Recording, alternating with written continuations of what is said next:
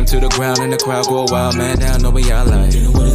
On the top row, crowd already know how I fly him to the. Oh! Yo! Yo, we're here. 15 minutes late, but we're here. A lot has happened in that time. Damien's got some food. Yes, I do. Went to the store. Coffee. And one of my special guests is still not here. But we're here anyway. We're doing it. Ladies and gentlemen, it's your boy, your cousin, your nephew. All right. The Capital Region's best kept secret and the Don of the Mid-Atlantic, the Don, Chaz Evans. And you are checking out officially the 500th episode Super Pod. All right. I got so many guests here. Okay.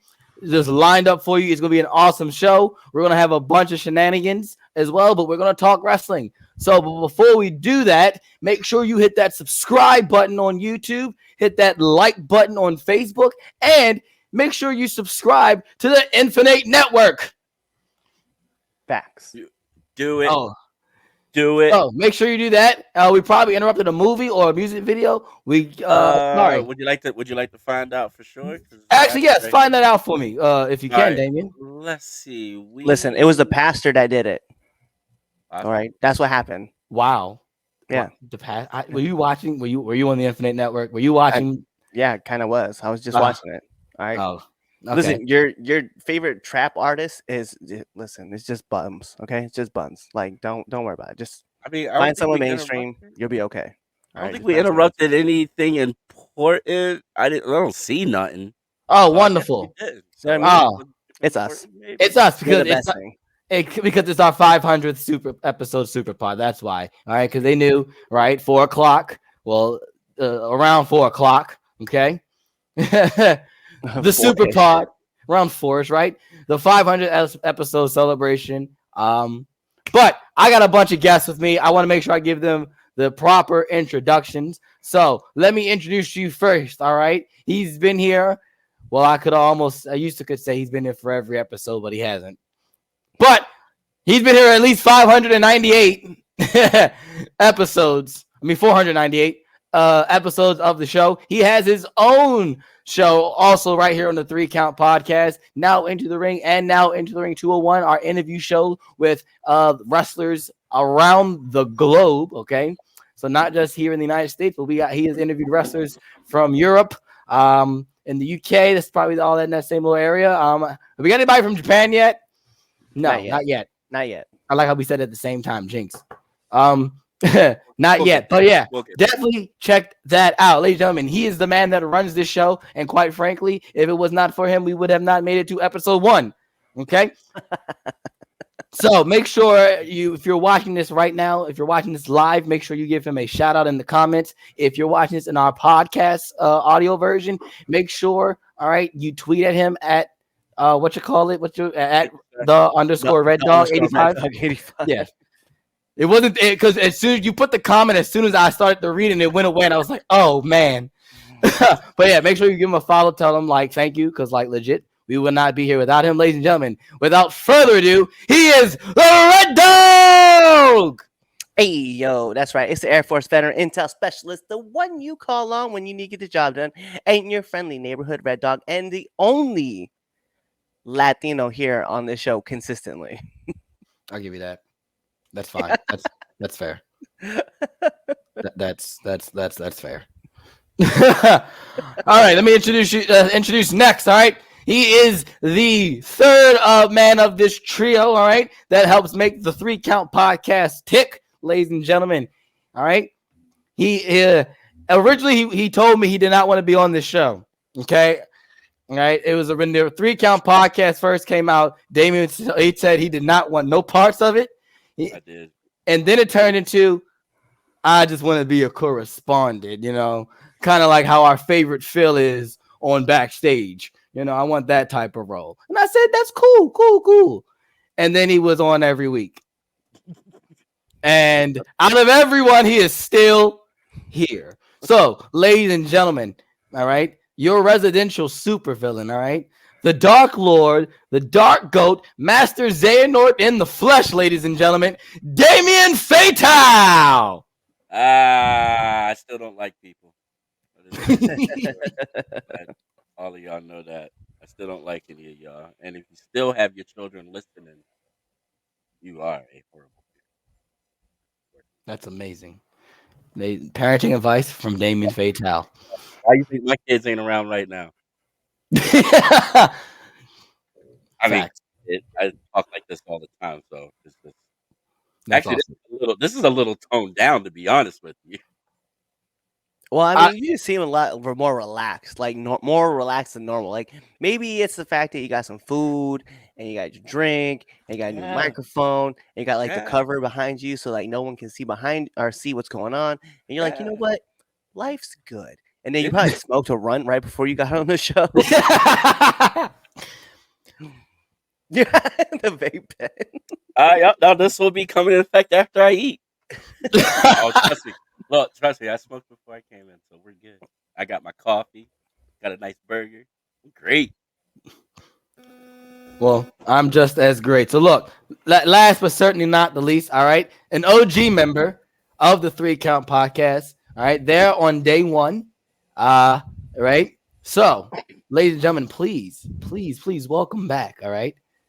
The only reason he's on the show is because he's my little brother. All right. He doesn't watch any wrestling. All right. I promise you, he did not watch Survivor Series last night.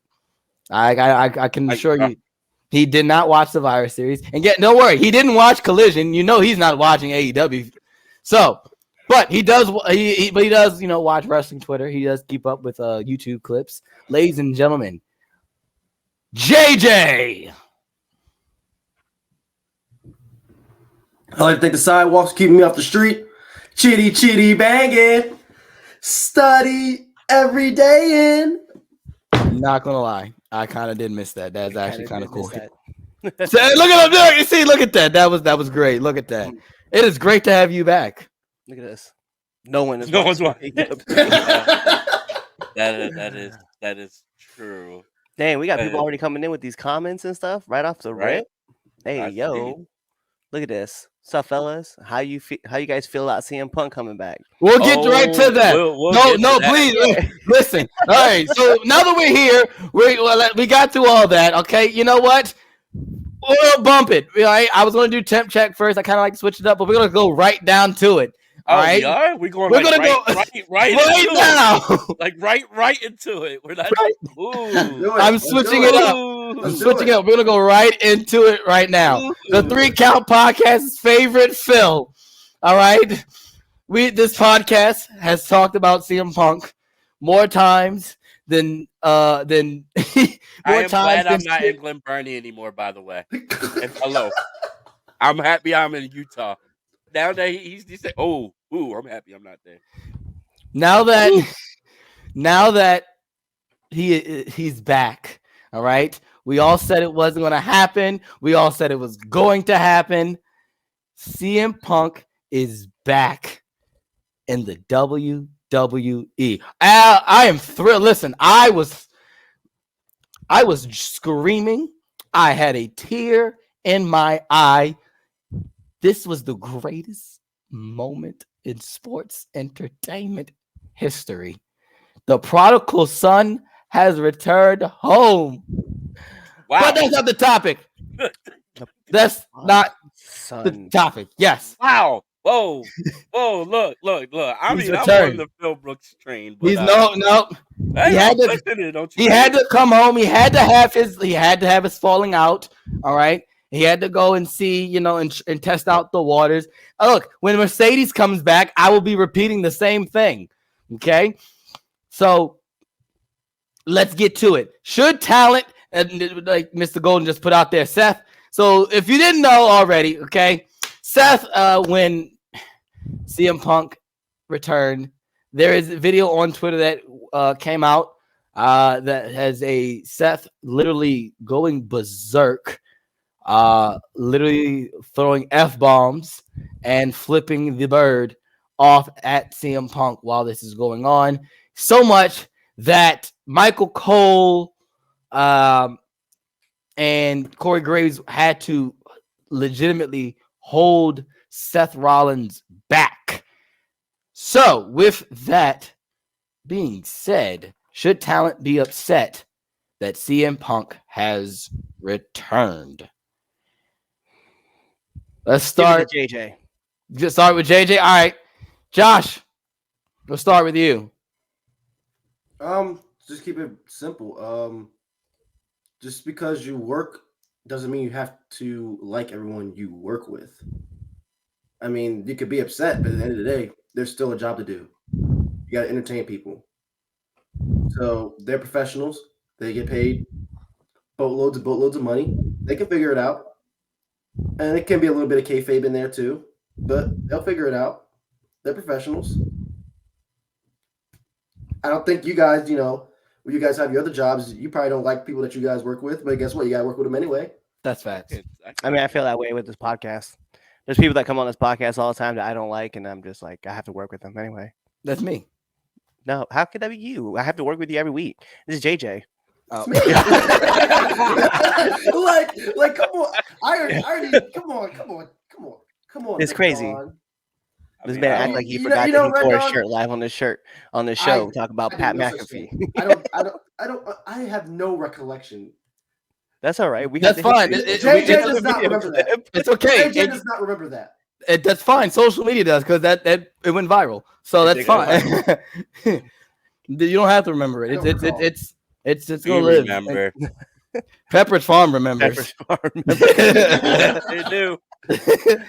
It's gonna be on. It's on the internet for infinity and beyond. It's okay, Red Dog. I missed you too. I missed you. I missed you. All right, Damien, what you got for me? All right, come on, let's go. You know how I feel about this. You already know.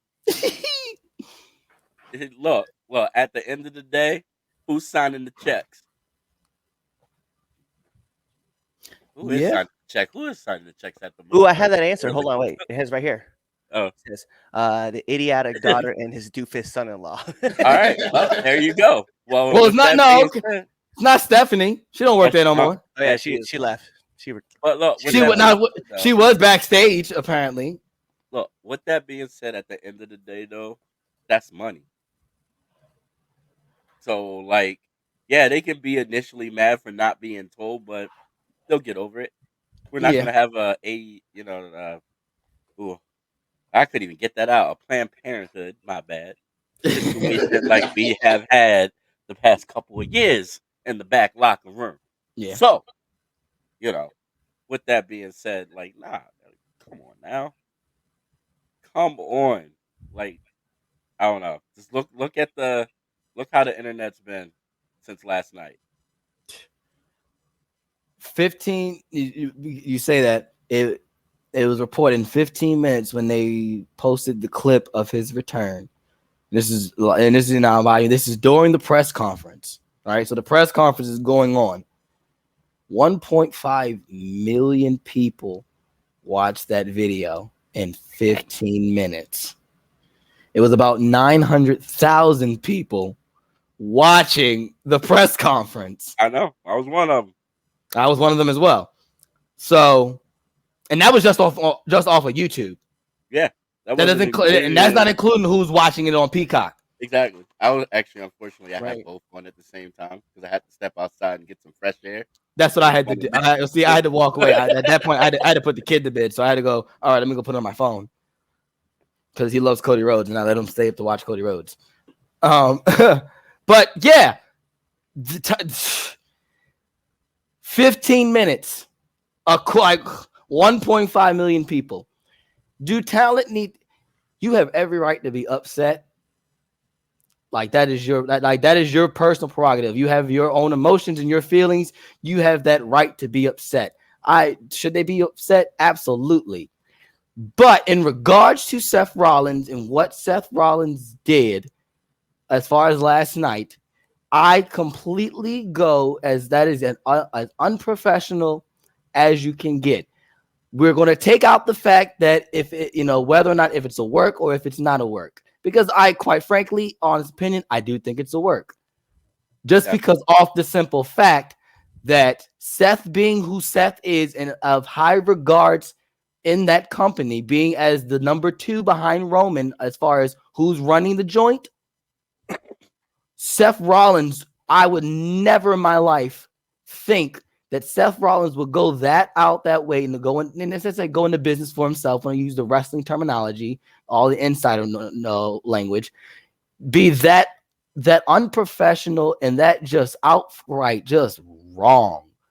Regardless of whether y'all got beef or not, or whether you didn't like what he said, that was 10 years ago. Legitimately, that was a decade ago. At least coming up to that was like 2014. Like, let's be real. Get over it. If he's still upset, let's just say it's not a work, he legit was fuming. Get over it. And on top of the fact, if he's still upset about what he said about Roman and all that, get over it. It had nothing to do with you. You're not Roman Reigns. Like I told, we were talking about it in the chat last night. Unless he disrespected his wife, him or his child, build a bridge, get over it. Because at the end of the day, Triple H said it on the press conference. CM Punk is a conversation starter. CM Punk is a draw. 15 minutes went by and 1.5 million people went out their way to watch that video. Point blank. He's a draw. He's going to bring in money. That's why the UFC brought him in. And what did he do in the UFC? Get his ass beat. That's why AEW brought him in. He brings in money. How did that go? Bleh. Say what you want. He's a draw. He brings in people. There are seeing like we said about the Ronda fans last week and how Ronda fans will flock to what Ronda does. CM Punk takes that to a whole new level of CM Punk fans. They have been chanting this man's name in WWE arenas for a decade. Why would they not bring him back? Period. As far as a business standpoint. The comment that Dean had just put out. Triple H is playing chess. And he's always been playing chess. That is how you play the game. And he is playing the game. I hate that, man. I hate this man. I hate this man right now. I hate that. That's what he's doing. Get upset all you want. That's fine. And you have your prerogative, all that. You can be upset. But do not be jeopardize money for your personal problems. Get over it. And like JJ said, you can get over it. Y'all will make it work. They'll figure it out. Cody and Seth are not the best of friends, guys. They're not. And they've publicly said that. But we got 3 damn near perfect matches out of them. Well, that's because WWE don't play. Exactly. That's another thing. That's another thing. Yeah. You're not going to hear about any of them fighting, any of that. That ain't going down. Period. So that's my 2 cents. Go ahead, Cliff.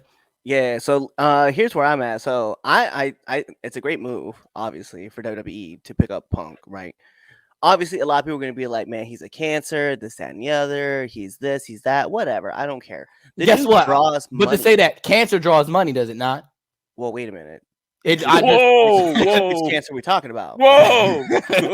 But, whoa. in the words of Mr. Mackey, cancer's bad, okay? It's real bad, okay? It's not good, okay? Just saying. Just saying. So my point being, though, is that it's like this man is in here, he's drawing, he's picking up, everybody's talking about him. They've been talking about him for the last 10 years in WWE, not to mention the time that he ran in AEW, right? Like everybody's drawn. My funny thing was like, how many times can a man re-debut in Chicago? It's crazy to me to see that. AEW, his return to AEW, then to WWE. This man had 3 returns in 2 years in Chicago and just got. Of course, he's over. He's there. That's their son. You know what I mean? Yeah, that's their guy. But it's one of the things that I thought was interesting though was that like afterwards, like there was a bunch of talk about Seth's reactions, right? And apparently Seth had claimed that he was doing it because he thought it would like start the story for those two. And I was like, but you did it so unprofessionally. Like you're out here flipping him off, yelling at, like you could have just yelled at him. Like if you look at the other side, the other camera, where Punk is just like has his hands up, smiling, geeking out, right? But it looks dickish. It does. It does. Like it looks real dickish. Like you know, and if that's like if that's the case, if Seth did it for the story, it like that works out. Punk's just like, haha, I know you don't like me, but guess what? I'm here now. I'm here now, dummy. Yeah. But like, haha. I heard he was waving to Orton. He was. Orton, so that's what I said from the camera angle that I saw of Punk. He was waving because he waved to Orton and he did Orton's pose. So that's that. But you take the pose out of it and you just put side by side. Yeah, it looks like, Punk's like, haha, you big dummy. I know you don't like me, but it's I know you don't like so. Seth, I know you don't like me. Seth could have gotten that over. He could have gotten that over in a story. You know, come Monday, we'll find out where things are headed. Rumor has it could be Seth, it could be Nakamura, right? Like we don't know who's being talked about, what's going on.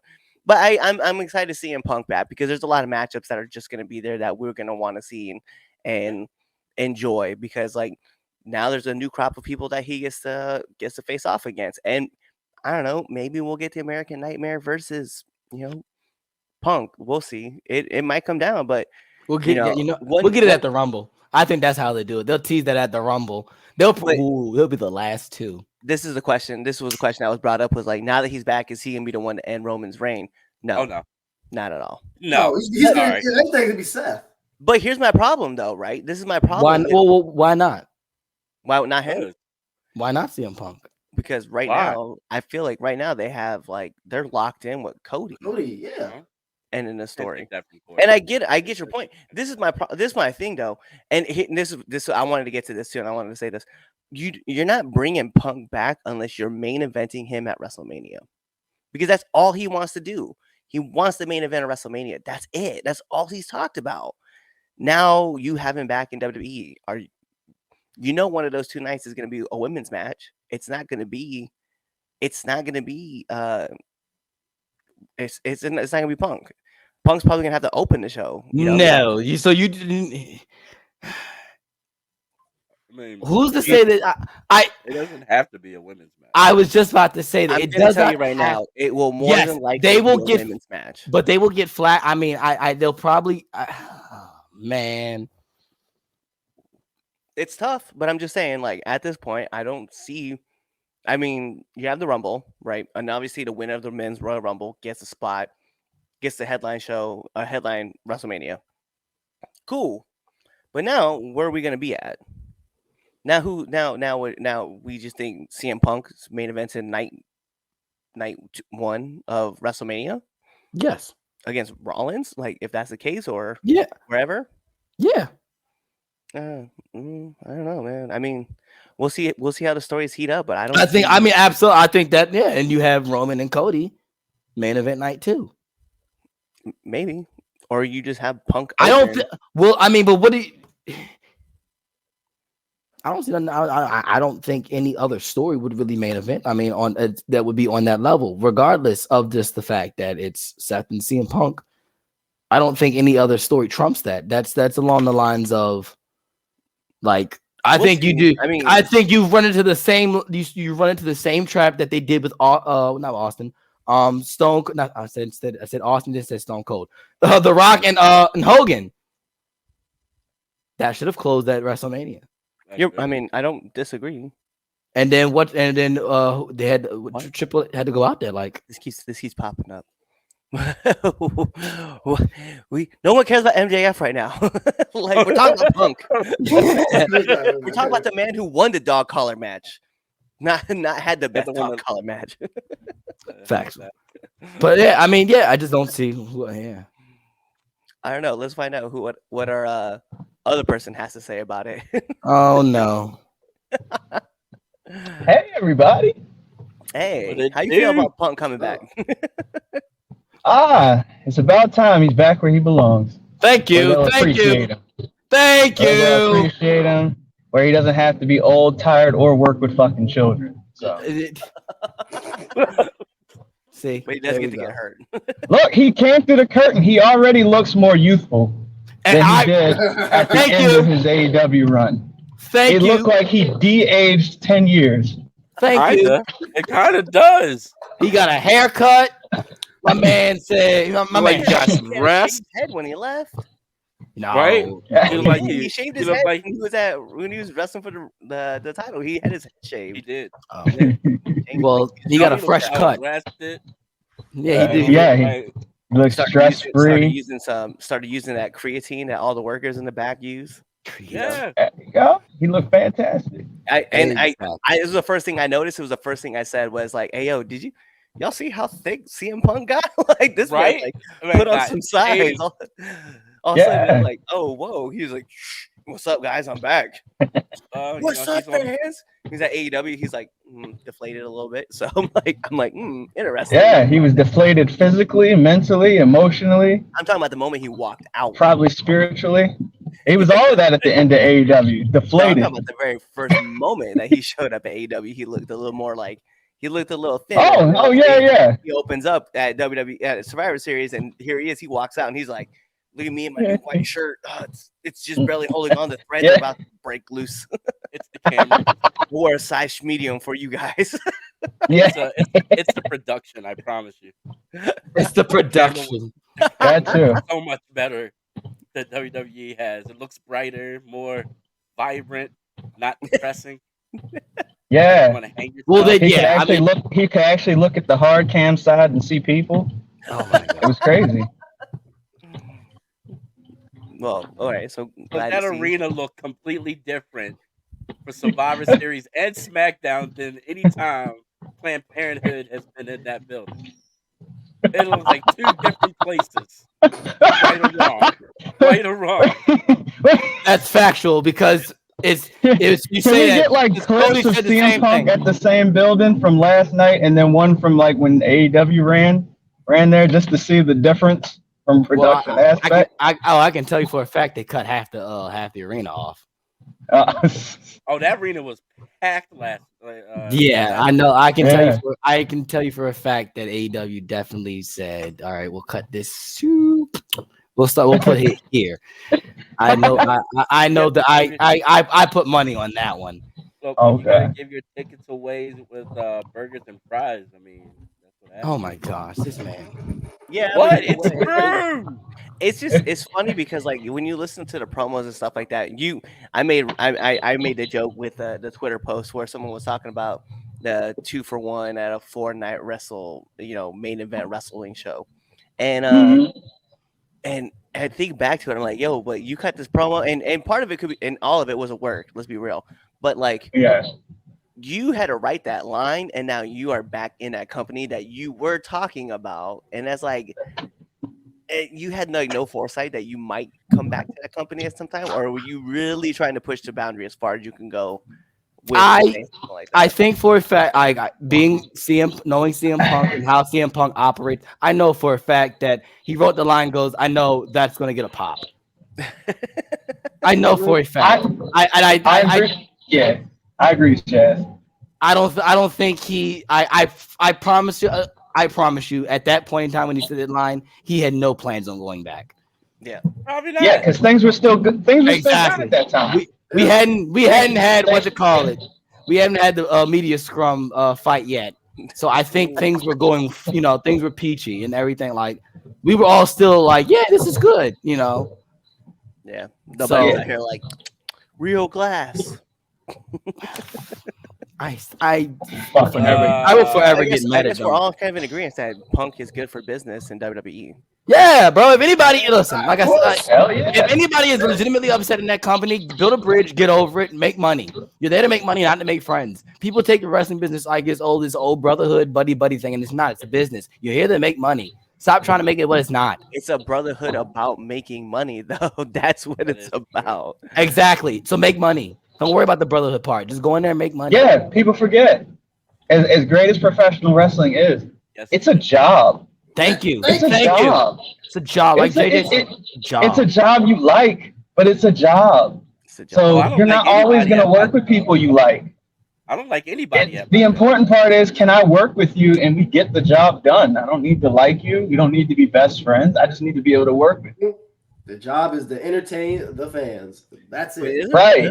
Doesn't Booker talk about that every once in a while, where he talks about you're either here to make friends or make money or win championships? I forget how he says it, but it's something like you're checks and championships. Yeah, checks and championships. That's it. So, all right, now we got into the nitty gritty of it. We went off the bat with that, so let's get to temp check. All right, temp check. Oh, first of all, we didn't get to introduce. We didn't, he just showed up here because he runs late on CP time. But I'll take credit because I thought Damien sent you the link and he didn't. Oh, I sent them the wrong one. Oops. Did you send it? He did send you the link. No, you're just late then. Okay, that's fine. Never mind. Oh, you were saying I did my job. Okay. Damien did his job. He did his job. So it was your fault. Gotcha. But anyway, let me give you a proper introduction, okay? Like I did everybody else. So look, this is also an OG member, folks. All right, that random voice for all of our podcast listeners that just popped out that you can sound like he's in a car. Yeah. The OG member, there on day one, folks, okay? Funny thing was, the original idea was just supposed to be me and him, but then he ditched me.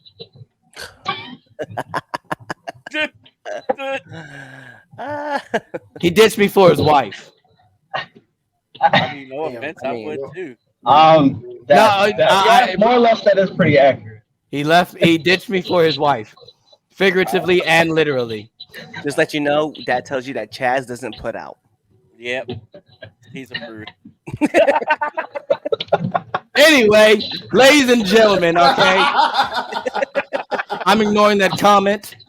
Okay, and we're gonna get right back to it. 8 bottom. Oh my god! You don't even know what to say. My man is shook. He knows the truth.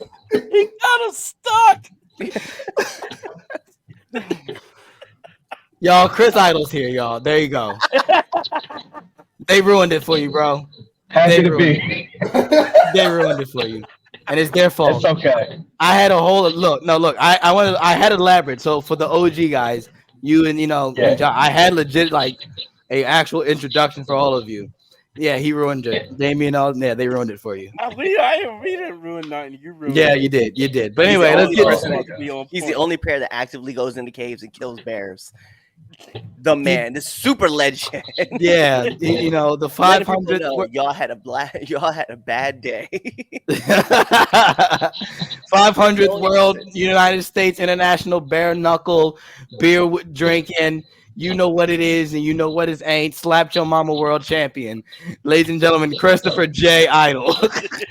Thank you. Thank you. Right here, this comment is perfect. It just says, "I've never seen Chaz lost for words." Hey, be prepared. It's gonna happen. It doesn't happen very often, but when it does, it's a magical thing. It is amazing. It is great. Great. Just wait till our next guest comes on. He's just gonna be lost for words. I can't wait. Anyway, temp check. Temp check. All right. For those who don't know what temp check is, off some of our first-time listeners, to all of our OG listeners who've listened to us for 500 plus, you know what temp check is. That is when me and my friends, we give you our hottest and/or coldest wrestlers going into this week, and right off of a hot Survivor Series. I can't wait to hear what we got going. So, temp check. Let's start with you, Idol. We're all gonna agree. On this. We're all gonna agree. I'm gonna break the rules here a little bit. I'm not going with a wrestler, but my oh my, is it mighty cold in Jacksonville? Oh my god. AEW is fucking frozen solid.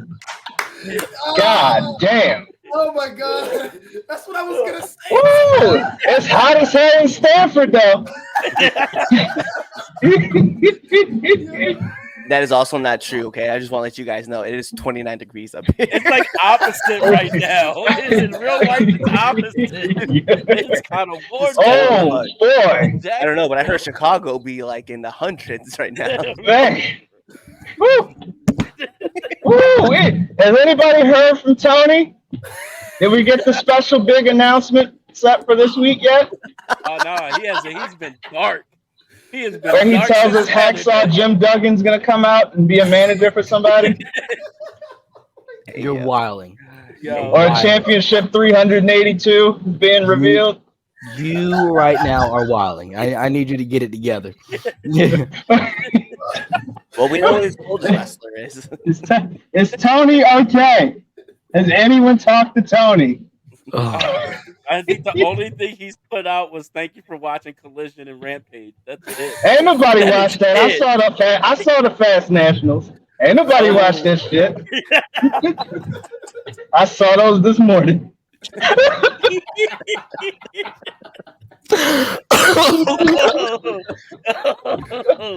They set new record lows for both those shows, Rampage and Collision. I saw that.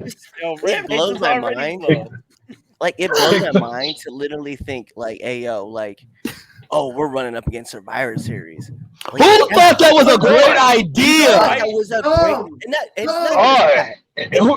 First off, who thought that was a good idea? And boy, oh boy, did they pick the wrong Survivor Series. I'm like, worse. yeah. So So you do Survivor Series, right? And you run it you do Collision and you run it at the same time as Survivor Series. Not just that, but then you put Rampage right after that live. Why couldn't you just move that? I don't know, maybe like a few hours before like Survivor Series, because you're talking about the big 5 pay-per-views and you're like, oh, they're in Chicago too. Didn't we just let go of somebody recently? Cliff, in all fairness, Rampage did air at 7 o'clock yesterday. In all fairness, so it technically aired before the pay-per-view. But still, only 233,000 people watched it. Oh, should have been done at 4. Yeah, that's crazy. But look, you do it at 4. You're gonna. I mean, they're definitely gonna run in competition with college football still going on. I mean, they should have just did it on Friday. Collision should have been on Friday. And that's what they should have did. Just run it against SmackDown. You've done it before anyway, right? And you didn't do that. I mean, you didn't do good numbers, but you didn't do as bad numbers when you ran against SmackDown. Yeah. Because let's be for real. You had a better chance of people tuning in with the matches that were set. Because let's be real, Keith Lee versus Lee Moriarty was fire. I'll be right back. Okay, I believe you.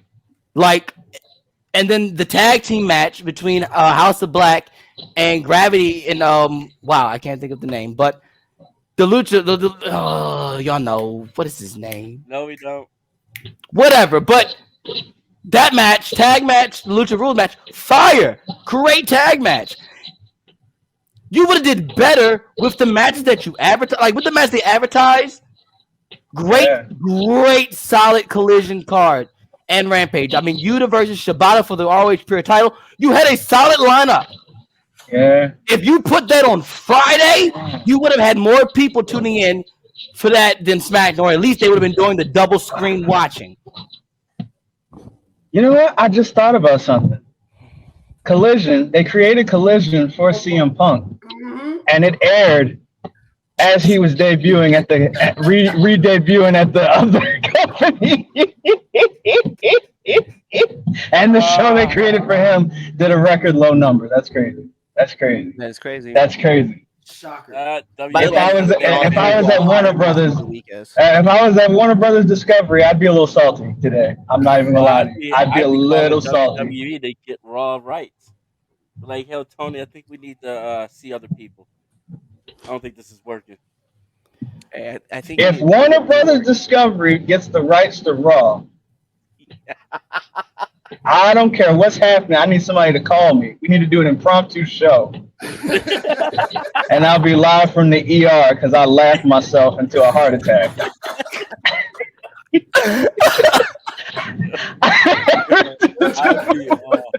I will say, I think we all can kind of agree who we think the hottest wrestler of the week is, though. Let's be real. CM Punk. Yeah, Punk. Yeah, Punk.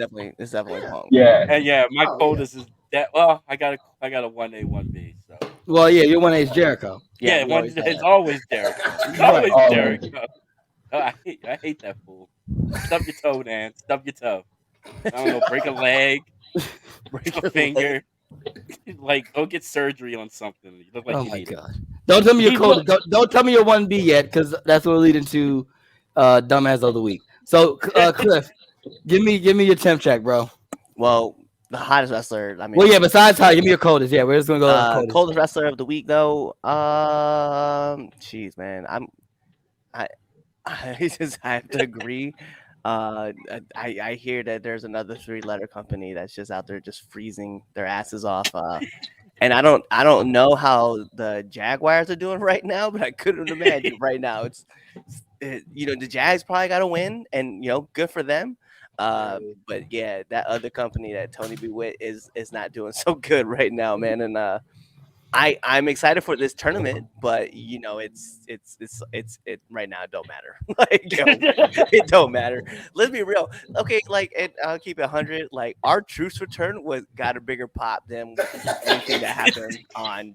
And I loved every bit of that. That was great. I did too. I was Ruffle shuffle. You got Randy, R-Truth, and Punk all returning on show on Survivor. Yeah, bro. Sometimes you're just gonna have to hold the L for the next couple of weeks because it's gonna Punk, and they already announced it that Randy Orton and Punk were gonna have stuff to say on Monday Night Raw. Bro, you already know. You might just hold the L for the next couple of weeks because it's not looking too good right now.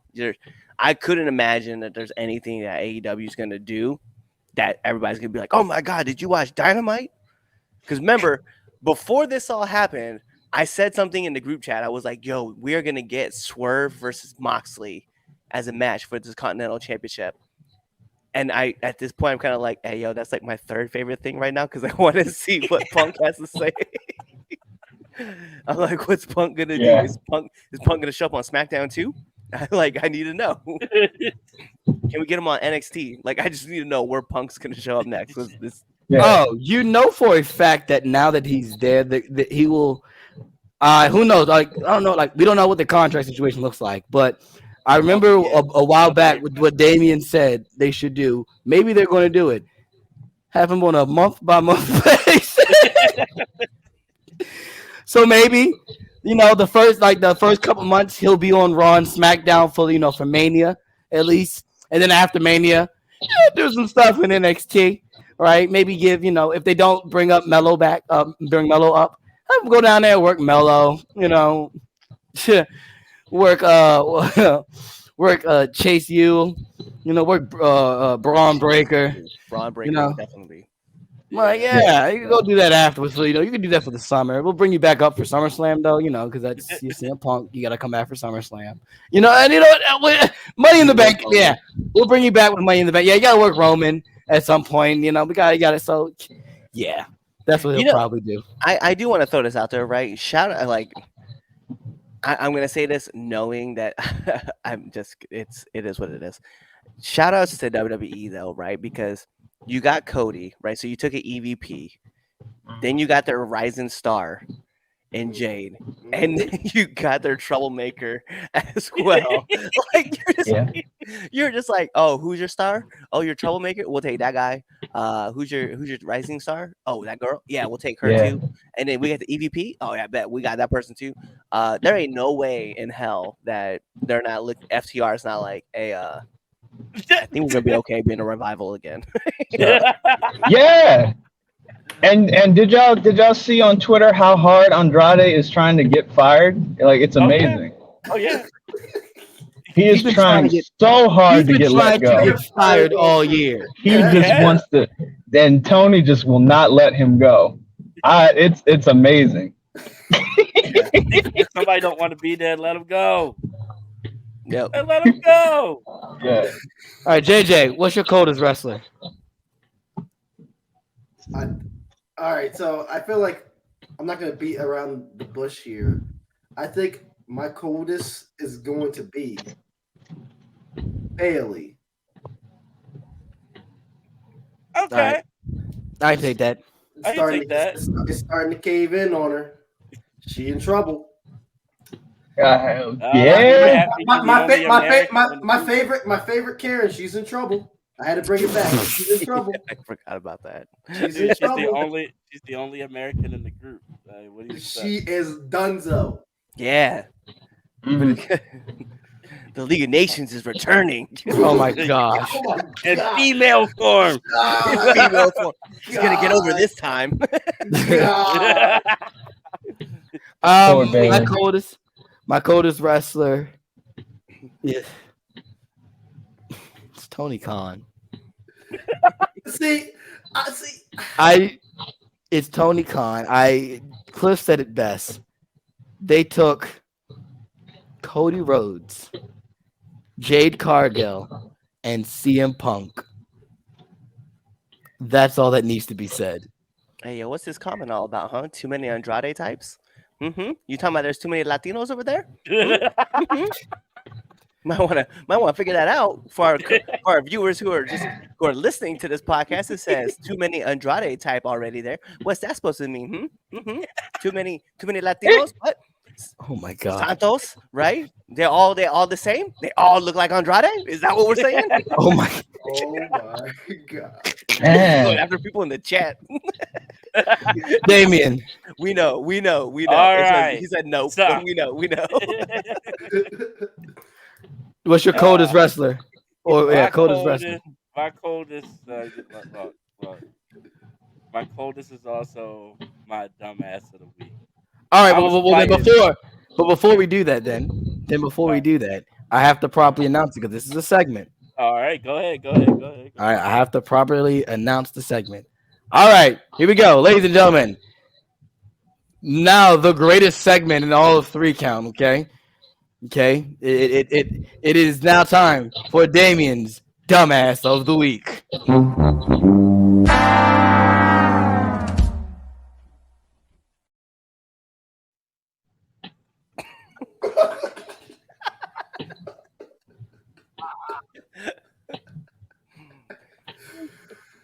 About to sue us, man. That was great. That was perfect. All right. Look, Told you, bro. It's the 500th episode Super Pod. I had to do it. I told you I was gonna make the video with the prices right, and I said I was gonna do it, and so there it is. So every week, ladies and gentlemen, when we do dumbass of the week, you have to see Damien's ugly mug with tomatoes and the Price is Right theme song. Oh, that's perfect. That's what I said. That's beautiful. All right. So the past 2 weeks, Billy got that award. But Tony.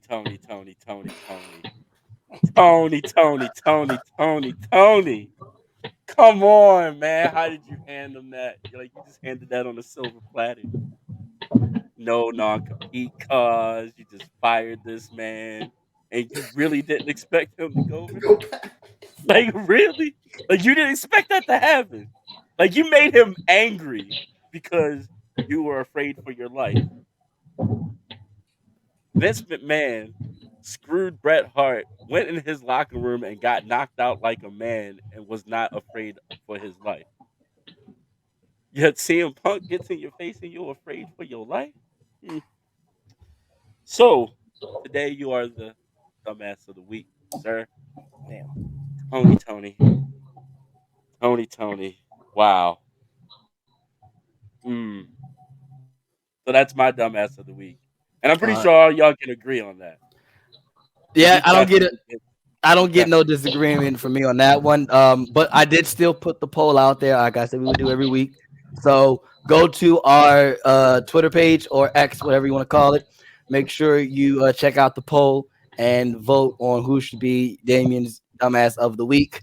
Your options this week, I made sure to keep 4 options, is Tony Khan, Antonio Khan, Khan Tony. Okay, seriously, who else? So make sure you go at 3count_pod. Give us your vote on who should be Damien's dumbass of the week. At the end of the show, I will announce who wins the poll. But I'm gonna put my vote as okay, seriously, who else? Oh, nice. That's my vote. But alrighty, that was Damien's dumbass of the week. But unfortunately, after that, it is time for our OG crew to skedaddle on out of here. Thank you This is from me personally. I want to thank you two. We wouldn't have been to 500 without y'all. Like legit, like no kayfabe or nothing. I love y'all to death. Y'all, you're my brother, Josh, and then Justin. You have no choice. You have no choice. Yeah, exactly. Justin, you damn near are my brother. So like I said, I appreciate y'all. The 3 Count podcast appreciates y'all. I can speak. And Damien says that he's still in gimmick, guys. What are you talking about? They know they alright. So definitely thank y'all. Everybody who listens, I promise you they are saying thank you as well, because you all are pioneers. If I had to put y'all in the Hall of Fame, I would, but that's giving y'all too much credit. I understand. Thank you for having me. I'm really proud of you guys for all that you've done with the podcast. It's crazy that it's been 500 episodes already. And, well, for old time's sake, got to keep the same energy as day one. Fuck Tony Khan.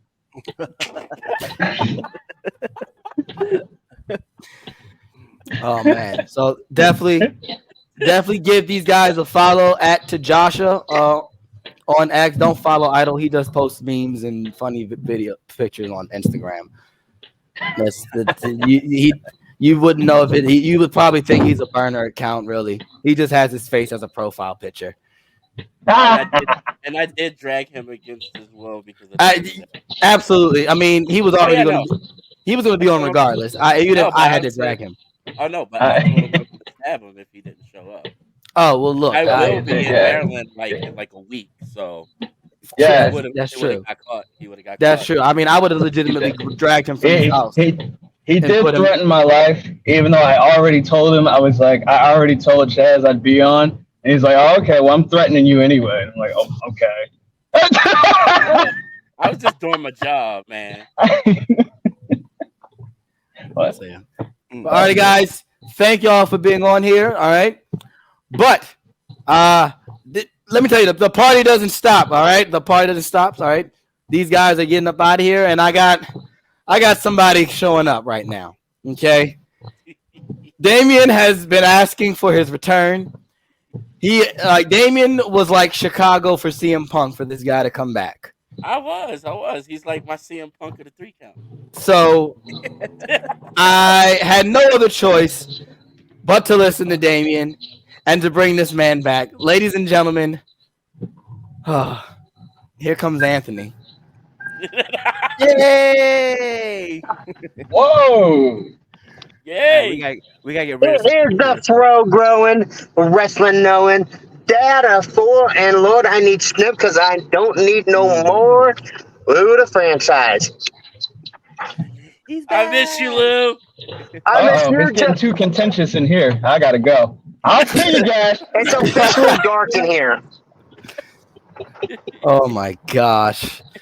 Well, ladies and gentlemen, Lou the franchise back at it again.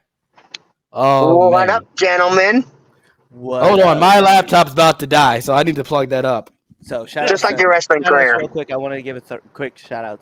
Thanks for Chris Idol and JJ for joining us. But as you can see, Lou the franchise is in the building right now. That means that the ratio of Hispanics to blacks are now equal. It is. We're even. Yeah, we're even. That's good. I like it. Everybody's on even ground. Lou get a warm welcome. Everybody telling you welcome back. Good. Dad, did I just hear that your laptop was about to die? It definitely did. I don't know why. Kind of like your wrestling career. That's actually not true. I as you can see right there, that's just one of many championship belts that I own. One of that you could never own in your entire lifetime. But that's neither here nor there. I am the champion of eating tacos. That's That's very. Hey, don't do that. Don't do that. Not to our people. Don't do that. It's because I'm Latino. Guess what? I like Samoan tacos. Ooh, you almost killed me. You've never had poi in your life, and you know it. Don't say that. Stop it. But ladies and gentlemen, Lou the franchise is back for our second debate topic, and he's here for match of the week. So let's get right down to it. All righty. So PWI, Pro Wrestling Illustrated, dropped their top 100 tag teams of the year. number one this year, FTR. All right, FTR winning the number one spot last year, being number two, right behind the Usos. But FTR is your number one tag team of this year. Is FTR the number one tag team this year? That's the debate topic. Lou, since you're here, brother, welcome back. Start this one off, bro. I don't think so. I mean, they did a lot for the first 8-9 months of the year, but I do like where the Acclaimed have been all year long. That's not a bad. You made it okay. First of all, Cliff, you made it seem like he had this off the wall wild pick. You set me up. I was ready to go. Are you crazy? FTR. I have notes. I prepared notes.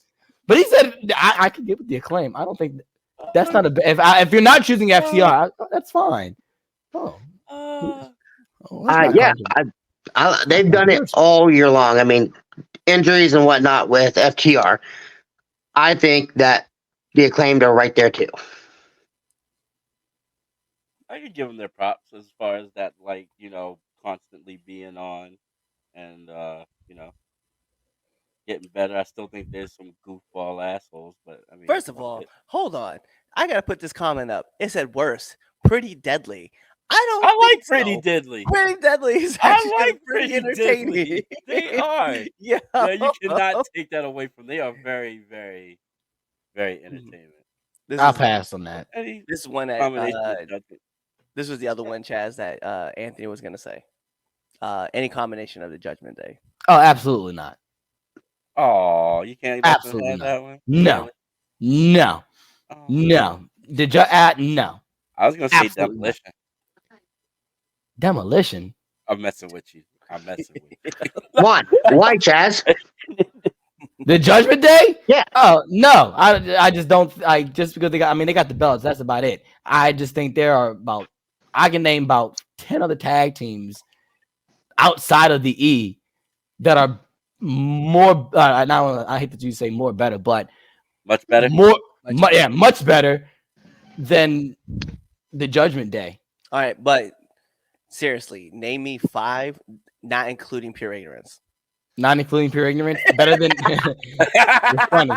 That's a good one. Pure Ignorance should have been on that list. Oh, that was really bad English. My bad, Mr. Golden. That's just ignorant of Chaz. Hey, purely ignorant, brother. Got to keep the gimmick alive.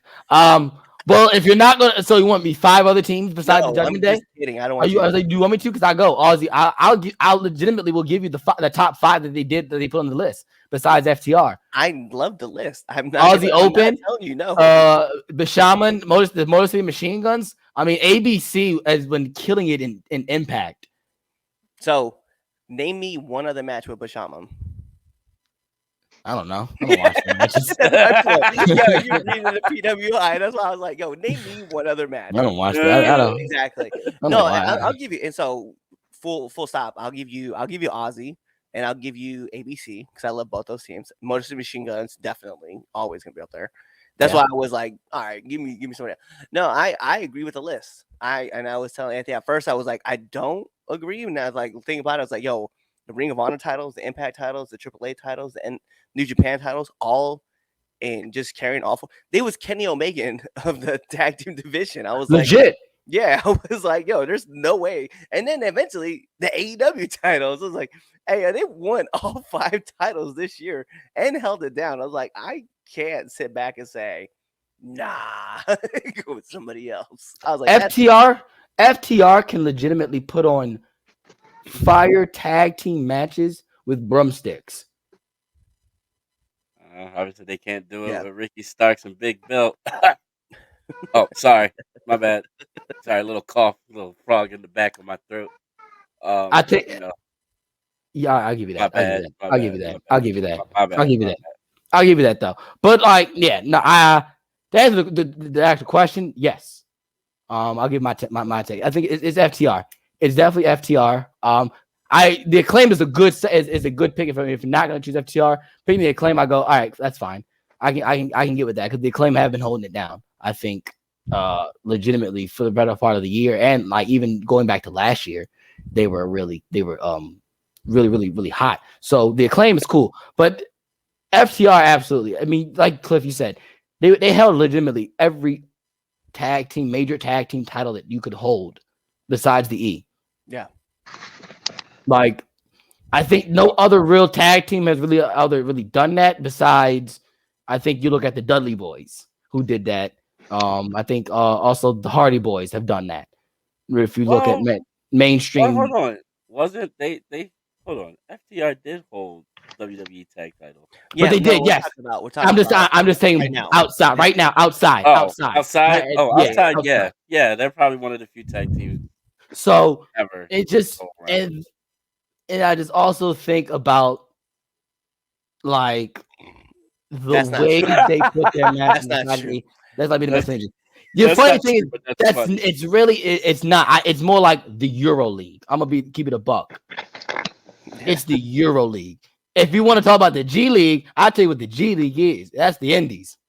Keep it a $1.50. Let's be real. That's like the or you want to go. That's college ball. If you want to make that comparison, college ball is the Indies. But no, FTR is that team, and it's just the way they put on their matches. Besides the Big Ben, not Big Ben, but the Big Bill and Ricky Starks match. Name me a bad FTR tag match. I'll wait.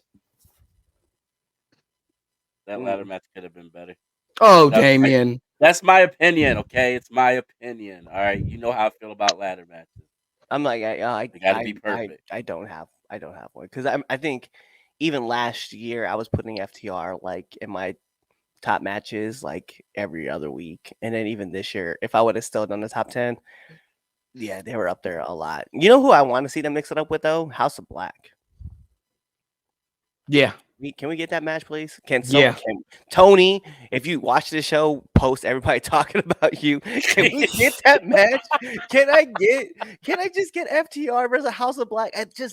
Come on, man. That story writes itself. It's so good. Like, that's crazy. All right. I guess it's my turn, right? So off the record, FTR might be the greatest tag team that like at this present point in time. That's off the record, by the way. The only reason why I say off the record is because of where they're at. They go back to WWE. I'll put it back on the record. But right now, it's off the record. Wait, hold on a second, Keith. So they teased that match last night on the show that nobody watched. Dynamite for me? No, we'll put on Collision on the night of Survivor Series as we're trying to tease that match. No, you should have put that shit on Dynamite. That way we would have all paid attention. Right. But no, I love FTR. Like FTR for me is a bright spot in Planned Parenthood. So, like, you know, I mean, hope 237,000 people watched Collision. I'm sorry, that shouldn't be that way. No, it should not. That's just so bad. But I mean, that's what they get. So if Tony wasn't like, you know, in the bag, you know, he'd be all right. Wasn't busy powdering his nose. Oh my goodness. Yo. What? All right, found a new contact. We all agree. We're all agreeing on this, except for Lou. Lou's taking the Acclaim. And but that's the thing. That's fair though. That's the thing. Like the Acclaim is not a bad pick. It's not a bad pick. It's not a bad pick because I mean, what did they won the trios belt this year? They did have the tag belts. Tag belts at one point in time. So picking the Acclaimed is not actually. I want to. Where was the Acclaimed on? Hold on. I want to. I think they were in the top 10. But then if they weren't, were they top 10? Top 7. 15? Yeah, they were in the top 10. That's not bad. So the list: FTR was number 1. Aussie Opens 2. Kevin Owens and Sami Zayn number 3. The Shaman number 4. Motor City Machine Guns 5. 6 is ABC. 7 Acclaim. 8 Judgment Day. 9 Damage Control, and 10 7 Up from Stardom. Would it be better to be Pretty Deadly in WWE or FTR and AEW? I wouldn't. Ooh. I'd switch Judgment Day and Damage Control. I think Damage Control is a better team than. Yeah, Damage Control definitely deserves the one up. Oh yeah, definitely. Yeah, they've been holding it down. Yeah. Oh yeah. Would it be better to be put to be? I'd rather be FTR. Better, yeah, I don't like Pretty Deadly either. I would rather be FTR right now because you know what? When they decide to come back to WWE, they're gonna command a big check. Yeah, they are. And a reduced schedule. Mm-hmm. That too. Yep, reduced schedule. Yep. All right. We all agree on that except for Lou, which is fine. All right, let's get it. Match of the week. Those you don't know. The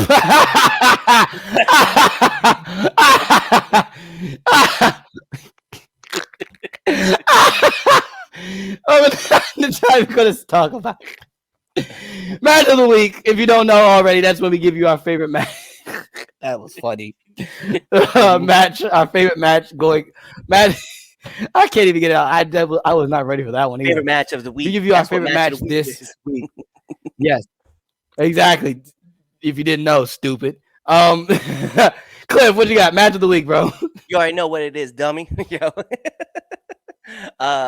No, I think for me, my match of the week, and I know a lot of people are gonna go back and forth with me on this one. I don't really give a shit. Jay Lethal and Swerve, like, to me, held it down. You can look at me that way. You look at me that way. I'm not. Outside of. Go on. No. I'm not saying it's bad. I'm not saying that at all because it was a great match. I remember watching that. That was my match of the week up until yesterday. Well, actually, today. Today, so low key. Like, I mean, if I had a 1A, 1B, it would be Swerve and Jay Lethal, and then 1B. My probably 1A, honestly, would be Miz and Gunther. That was a fire match. It was Matt. Yeah. That was better than I expected. I was expected it to be pretty good too, but it was a little bit better than I expected the way they played it. So. Yeah, I that was one of my three that I was trying to decide on. Miz and Gunther was really, really, really good. That just shows you how great Miz is, and we've said it for years. And Lou's been on here when we've said it that Miz don't get the flowers and don't get the credit he deserves. And Triple H, and it's cool that Triple H, gave Miz his flowers on the press conference because he spoke it like, you put Miz in any position, Miz is gonna make it work. If you need him to be a comedian, he can be a comedian. If you need him to be the evil bad guy, he can be the evil bad guy. If you need him to be the good baby face, he can do that. And it's just, man, Miz does not get the credit he deserves, and Miz is definitely sure time a Hall of Famer, most definitely. Yeah. But my match of the week, Lee Moriarty and Keith Lee, man. It sucks that match happened when everybody was watching Survivor Series because, oh man, I watched it today and got upset because I wish I watched it live. I wish I was there in the moment, watching this match. Being what it was. Survivor Series. I was watching Survivor Series. So don't lie. You don't lie. No, but I wish though. But I just wish that match would have been on Dynamite or do it next week on Collision. Because like I said in the chat, I went, oh look, they really trying to make us watch. Because on any other, if Survivor Series was not on last night, I would have went out my way to check out Collision just because of Keith Lee and Lee Moriarty. And I would not have been disappointed for doing that because that match was great. So that gets my match of the week. I'm not giving any War Games match my match of the week because they're War Games matches. I hate to say that as like because of reducing War Games match, but you're good. They were good. Now are we gonna go and say are they the best war games? No, I've seen better war games. No, I've seen better war games. I do believe last year's and the NXT one are the two best war games matches. They were good. And I went back and I went back and watched the old ones, and even then I go, nah, that NXT one with Ricochet and all them, and like it was Undisputed Era versus was it Pete Dunne, Ricochet and all them. That one was great, and then the Bloodline one last year was great. But they were not saying they were bad war games matches. Just no, they told a story. They told a lot of story in these. Yes, it was a lot of story in this one, in the men's this one, and the women's too as well. Yeah, so absolutely. All right, what you got, Damien? Match of the week. My match of the week is Triple H versus Tony Khan. I knew he was going to say that or that. There it is. Get this man out of here. There it is. What? That's my match of the week. Man, I enjoyed that. That was great. I've never seen a shellacking in 1 week. Right? It's so crazy because, like, when you think about it, right? Like, it's not like Dynamite didn't put on some fire matches with this tournament that they got going on. But then, like, WWE was like, oh, yeah, by the way, check out what we can do. No! Hammer down. Like, ha, ha, ha. Ha, ha, ha, ha, ha. So, yeah. All right, that's Anthony. my match of the week. My real match of the week. I enjoyed Escobar and Dragon Lee. I was about to say, move on. I really did enjoy that. Like that was one of those where I was like, "Oh shit!" Yeah, I said something about that. It was a lot better than I expected to be. Chaz going into Speed Force and shit. I think he did. Yeah. Stop talking. I was. I think you did for did a I really? second. Like you just stopped talking. No. You just stopped talking. I was listening. I was listening to what you were saying. Like I like to see the aggressive Santa. You know what I mean? So like I enjoyed that one a lot. Like yeah, it was a good match. It was a really, really good match. So like that was just kind of like my off the wall, like, oh wow, like I really enjoyed that. I know it was a filler match, but for a filler match, I enjoyed it. Yep. It was a good cool down. Yeah. It was just enough that makes you go, all right, give me the rematch. Like I want more. It kept it wasn't too long and it wasn't too short. It was just enough to go, all right, this is actually fire. You can run this back on SmackDown now. Yeah. Facts. All right, Lou, match of the week, bro. You know, I really did like the women's war games. That was really entertaining. But I think the Miz and Gunther both had the match of the week for me. I was really entertained by the Miz once again, and Gunther doing what he does, kind of like what Rich Golden said in the chats. The Miz carries people. Yeah. No, that's Miz does. He's always a safe bet. He's always a safe bet if you know you want something good on a quick whim, and that's kind of how this came about. It was like really quick. We need to give Gunther a good, viable challenge, and this kind of helped solidify Gunther's, his title run, reign as champion. Miz being the 8-time champion, Intercontinental champion, being the guy that really, when the Intercontinental title was in its dark ages, really, tried to make that title what it, really means something. So it definitely does add a Gunther's title reign, which who knows who's going to end it at this point. I think he holds it for another 500 days at this point. I mean, I wouldn't be mad. Would you? No, absolutely not. But I think Miz also needs to know not to chop Gunther and thinking that's going to end well for him.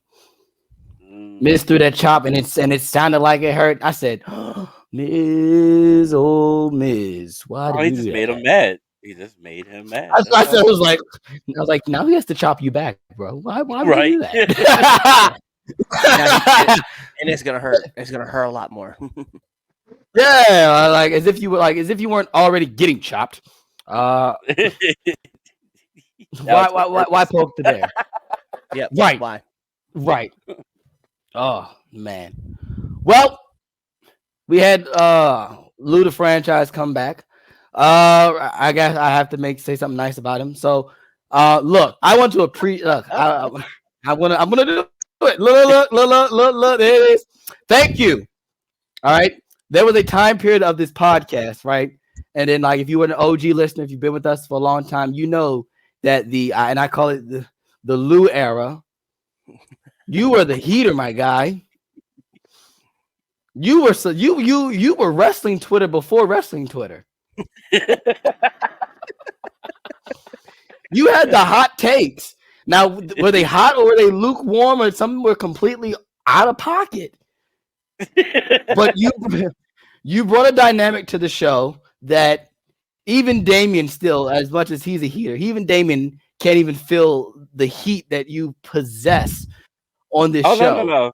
It's a whole different kind of heat. This is like it's just but like I'm not trying to do that. I wouldn't say all that now, Mr. Golden. I wouldn't say we miss. I wouldn't say that. You all may miss him. I won't say that publicly, at least, or on the air. But look, I want to say thank you for being on this 500 episode journey. All right. Yeah, you said that when you came back on and you did your little catchphrase that you did, and there I go saying it with you, and I go, God darn it, I'm saying it again. So, I thank you. The 3 Count Podcast thanks you. I think, as you already see in the chat, your fans, they thank you. And thank you for being a part of this special 500 episode.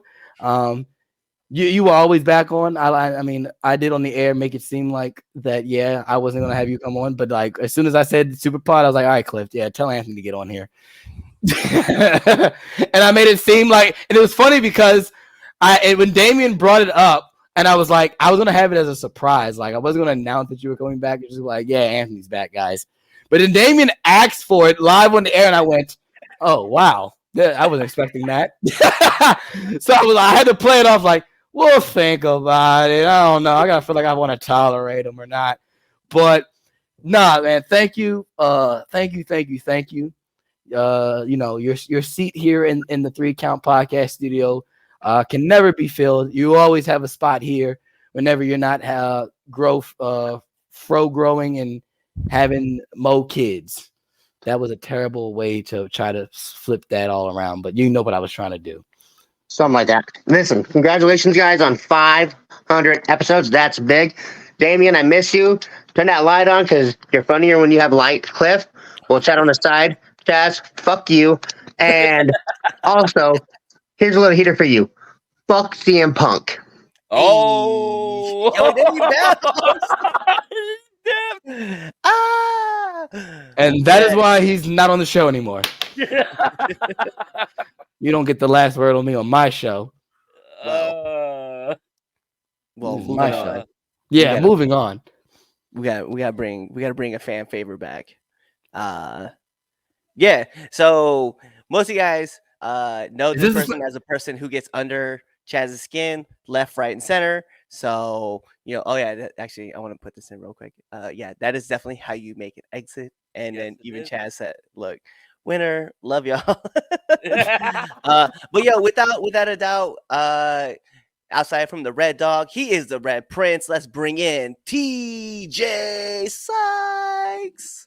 Hello. You know what? Out of 500 episodes that you guys have done, honestly, my favorite part is that 15 to 20 seconds where Chaz lagged out and he didn't say a word. 500 episodes. Anytime Chaz is not speaking, you know what? It's a 5-star episode to me. I'll stop. I'll stop now. You're doing it now. No, you're talking now. You did not stop. Clearly, you did not stop. You have not taken the lesson well. So I didn't tell Chaz about all of this, right? I did tell him that I had a special guest I wanted to bring on. So outside from you, TJ, I have somebody else who loves to get under Chaz's skin, who gets under Chaz's skin more so I like him already than Anthony. Just bring him in. He's big, he's mean, he is Supreme team. Oh God! Hello, Oh God! hello. One of your biggest ops is back. Oh my God! I'm here. Oh boy. I got that message this morning. I said, I'm in. I'll cancel plans. I got nothing better to do than mess with Chaz and have a delightful conversation. Oh, that means he's gonna be for the women's tournament. You Oh my cannot- gosh! You can't use the name Chaz and delightful in the same sentence. You can't do that. Yeah, you are. That is a correct statement. There's nothing delightful about the Dawn over there. Wow, you know what? With this, man, it seems like I must really like you compared to these two, buddy. Oh, factual, Damien. Exactly. Damn, I don't like. You're my best friend. Compared to these two, you're my best as a friend. I see. No, it's okay. You know how this podcast is already going off the rails because Chaz once again is talking. Oh. And wait, hold on. All right. And also, why is it called Chaz and Friends? I thought this was a 3-count podcast. This egotistical son of a bitch named this whole thing after him. Yeah. Oh, why do I see Chaz and Friends? Why do I see that? Oh yeah, he fills out all the paperwork. That's why. That's why. That's why. If there was anything else that we could do, I mean, we all have our own different intros, but unfortunately, we had to keep it Chaz and Friends for legal purposes because Chaz fills out all the paperwork. That's just what he wants. So, but if it all wait, hold on. First off, Chaz can read. Tall enough to put paperwork in. Even though I got a Baltimore public school education, yes, I can. Brother, you said more better earlier. I heard you.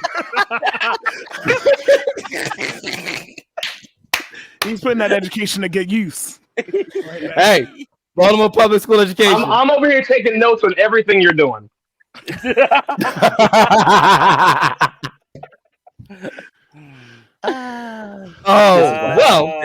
is it. Yeah, this is how we're gonna end the show. So, all right, let's get to it. Look, topic 3. Oh man, I can only imagine how this is gonna go. All right, so do we need to give up on the Street Profits and Lashley angle going on SmackDown? Street Profits getting the tag team opportunity this past week on SmackDown, ultimately losing that match. So, should they give up on this angle? Let's start with Supreme. Wow. So, to be completely honest, we need to have a couple good black African American gentlemen's like forefront. Even though we kind of lost Biggie in the full New Day, I forgot they were a stable at this point. I just knew they turned heel, and I have not really cared for it. So if they drop it, I would not miss it at all from SmackDown. It really is like such a small, minute portion of SmackDown. And to make it worse, like the tag team division, like overall, has kind of gone downhill to me because of the unified tag titles. But if they drop it, hey, no sweat off my back. I just want them to have Lashley do more fun, dominant things instead of just being a suit tailor. You know what I mean? Yeah. All right, Red Dog, what you got?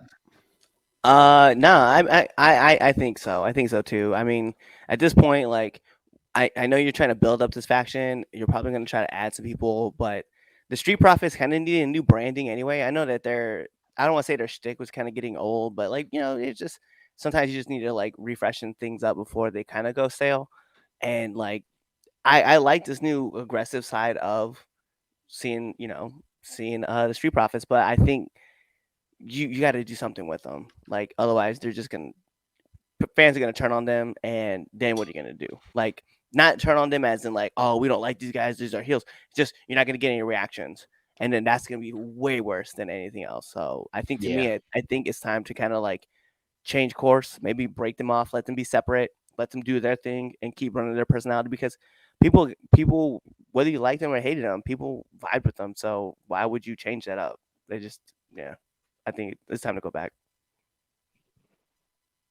TJ?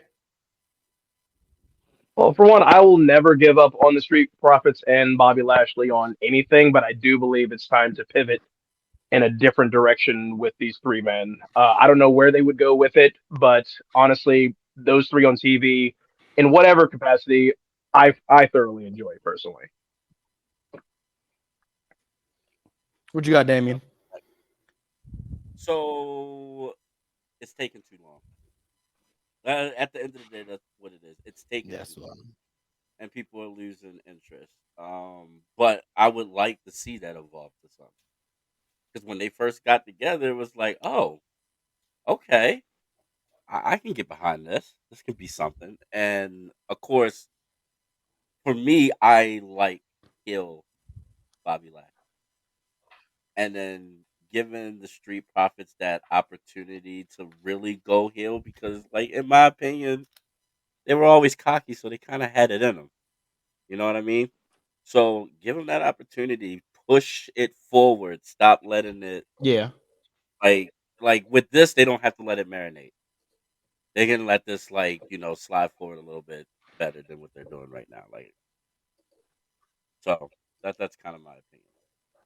And I think my problem is that, like, any other time, like, this faction would be fire. But when you have, like, the Judgment Day and you have the Bloodline, which are kind of like running the storylines, like the Street Profit Bobby Lashley faction just kind of get lost in the sauce. Like, and LWO, and like you have all these other factions, Damage Control, like all these factions are like there, and you're not really doing anything with Bobby Lashley and Street Profits. It's like, it just at this point doesn't really make sense. So it's kind of like, hey, let's just kind of let them run their course and do their thing, and then hey, let them run by themselves. Because so it's like AEW pretty much. Yeah, like I will see like a 1,000 different factions in there. Yeah, don't even run them all. There's nothing don't like at all. If they put it like, if, for some reason, if WWE had trios titles, then I could understand having another faction like this. But no tag titles to really worry about on both shows. We have the Judgment Day with it, while the Judgment Day are doing a lot of other things. Tag titles doesn't matter, and plus, like, if Shelton Benjamin, MVP, and Cedric Alexander was still a thing versus this new Hurt Business that they're trying to do, could you imagine that feud to start this off could be fire? Could be an excellent program to try to get this off the ground, but there's not really anything to really do anything. R-Truth is back. Maybe some shenanigans come there. I can see that happening. Inject some life into this, but if they don't, like, just drop it completely. Pretend like this didn't happen. The Street Profits can stay heels. It worries me, like they're gonna get lost in the shuffle, and we may see them just completely off the show soon with this. Sick them on NXT. That'd be funny. That would actually be a lot of fun. That's so. You're saying that jokingly, but like, no, I'm being serious too. Yeah, you put NXT. The Italian Mob versus the Black Mob. Exactly. That would be fire. Well, NXT, bro.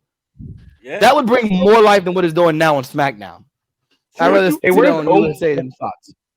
Who would be the third person in the family? I mean,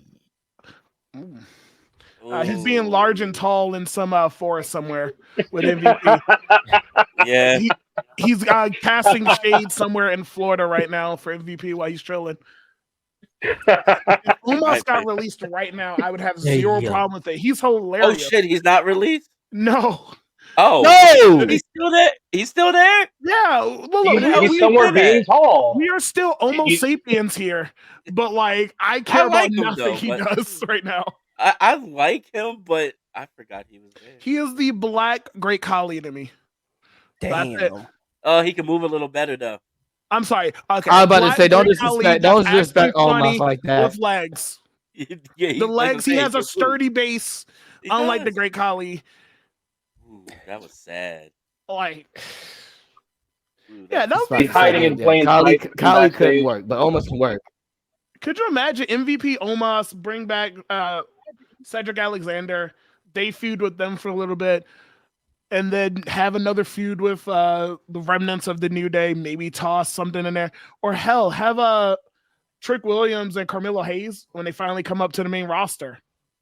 That'd be a great first feud for them right there. Yeah, there's a lot of potential if they can do this right. And a lot of people are saying that. Oh yeah, absolutely. It's just that it's taking way too long.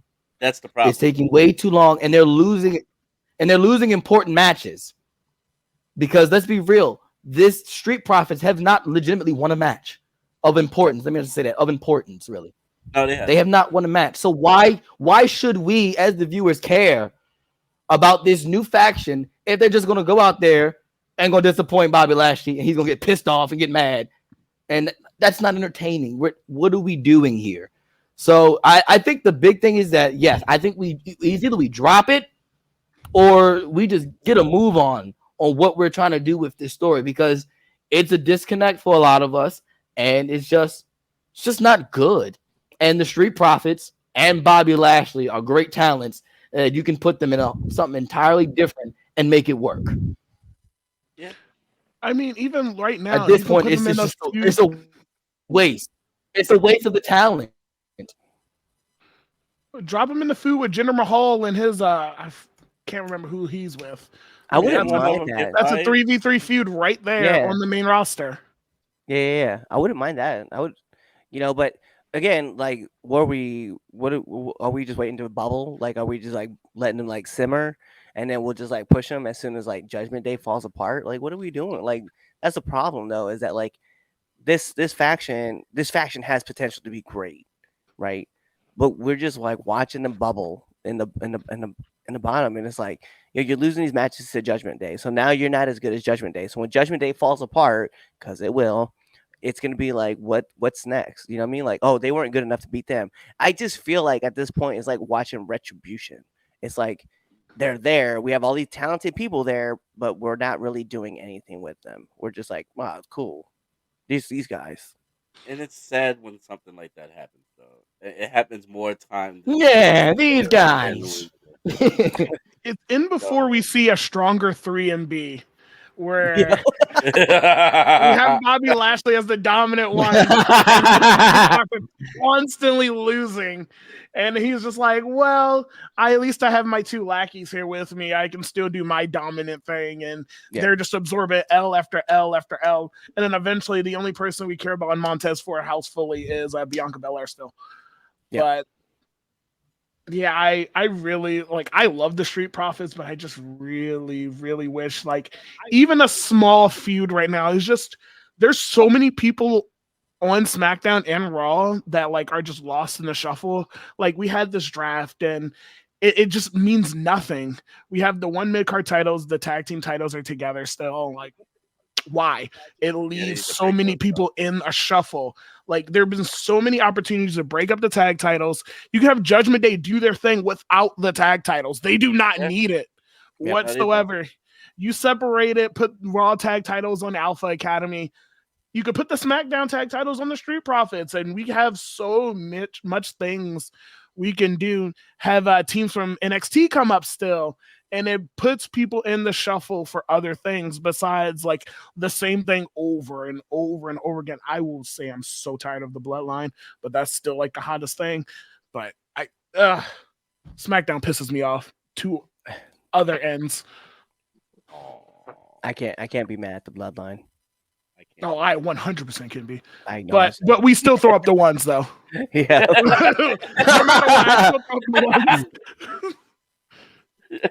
But I do agree. Breaking up the unified titles will definitely give more teams opportunities to kind of showcase and show forth what they're needing to do. And it is crazy because now we don't even have a unified champion. So why should we have a unified tag champs? No, they need to go. Speaking of tag team champions, why did they merge the women's NXT tag titles? Yeah. And not even what was the point of that? Tags. Tag team. I forgot they did that. Yeah. Can you name me 5 full-time women tag teams? I understand. Kaden and what is her name? Katana. Yeah. The only female tag team that I can think of. There's the two. There was Fire and Chelsea Green, Fire and Desire. Isla Dawn. Yeah. Fire and Desire was Sonya and Mandy. That was that's Yeah. Sonya and what's called. What was it? Alba Fire Yeah, and what's Mandy's her not name? around No, we're anymore. talking about Elbow Alpha Fire. Yeah. Aladron. Yeah, that's her Where, name. I don't remember her name. he got called. What, we saw them once? Right. On the main roster, we saw them once. Yeah. Once. And they went back to. Then they're back on NXT doing the Halloween special. Halloween Yeah. Havoc. Yeah. Like, they should have never gave us main roster women tag titles. They should have dropped it in NXT, leave it in NXT, because they do nothing with the women throughout the show consistently. And even though I love Chelsea Green so much, she's funny as hell, but like, there's nothing for them to do, so they sit there and they're stuck doing Ruffles commercials. Hell, you gotta get the chips over. Yeah, I mean, the chips are good, bro. Akira Good Tozawa chips. got the chips over. I don't care. They That did joint was some good shit, bro. hilarious. Like, I'm standing there in the middle of a casino, I watched that and I went, "That's pretty hilarious." I'm about to say,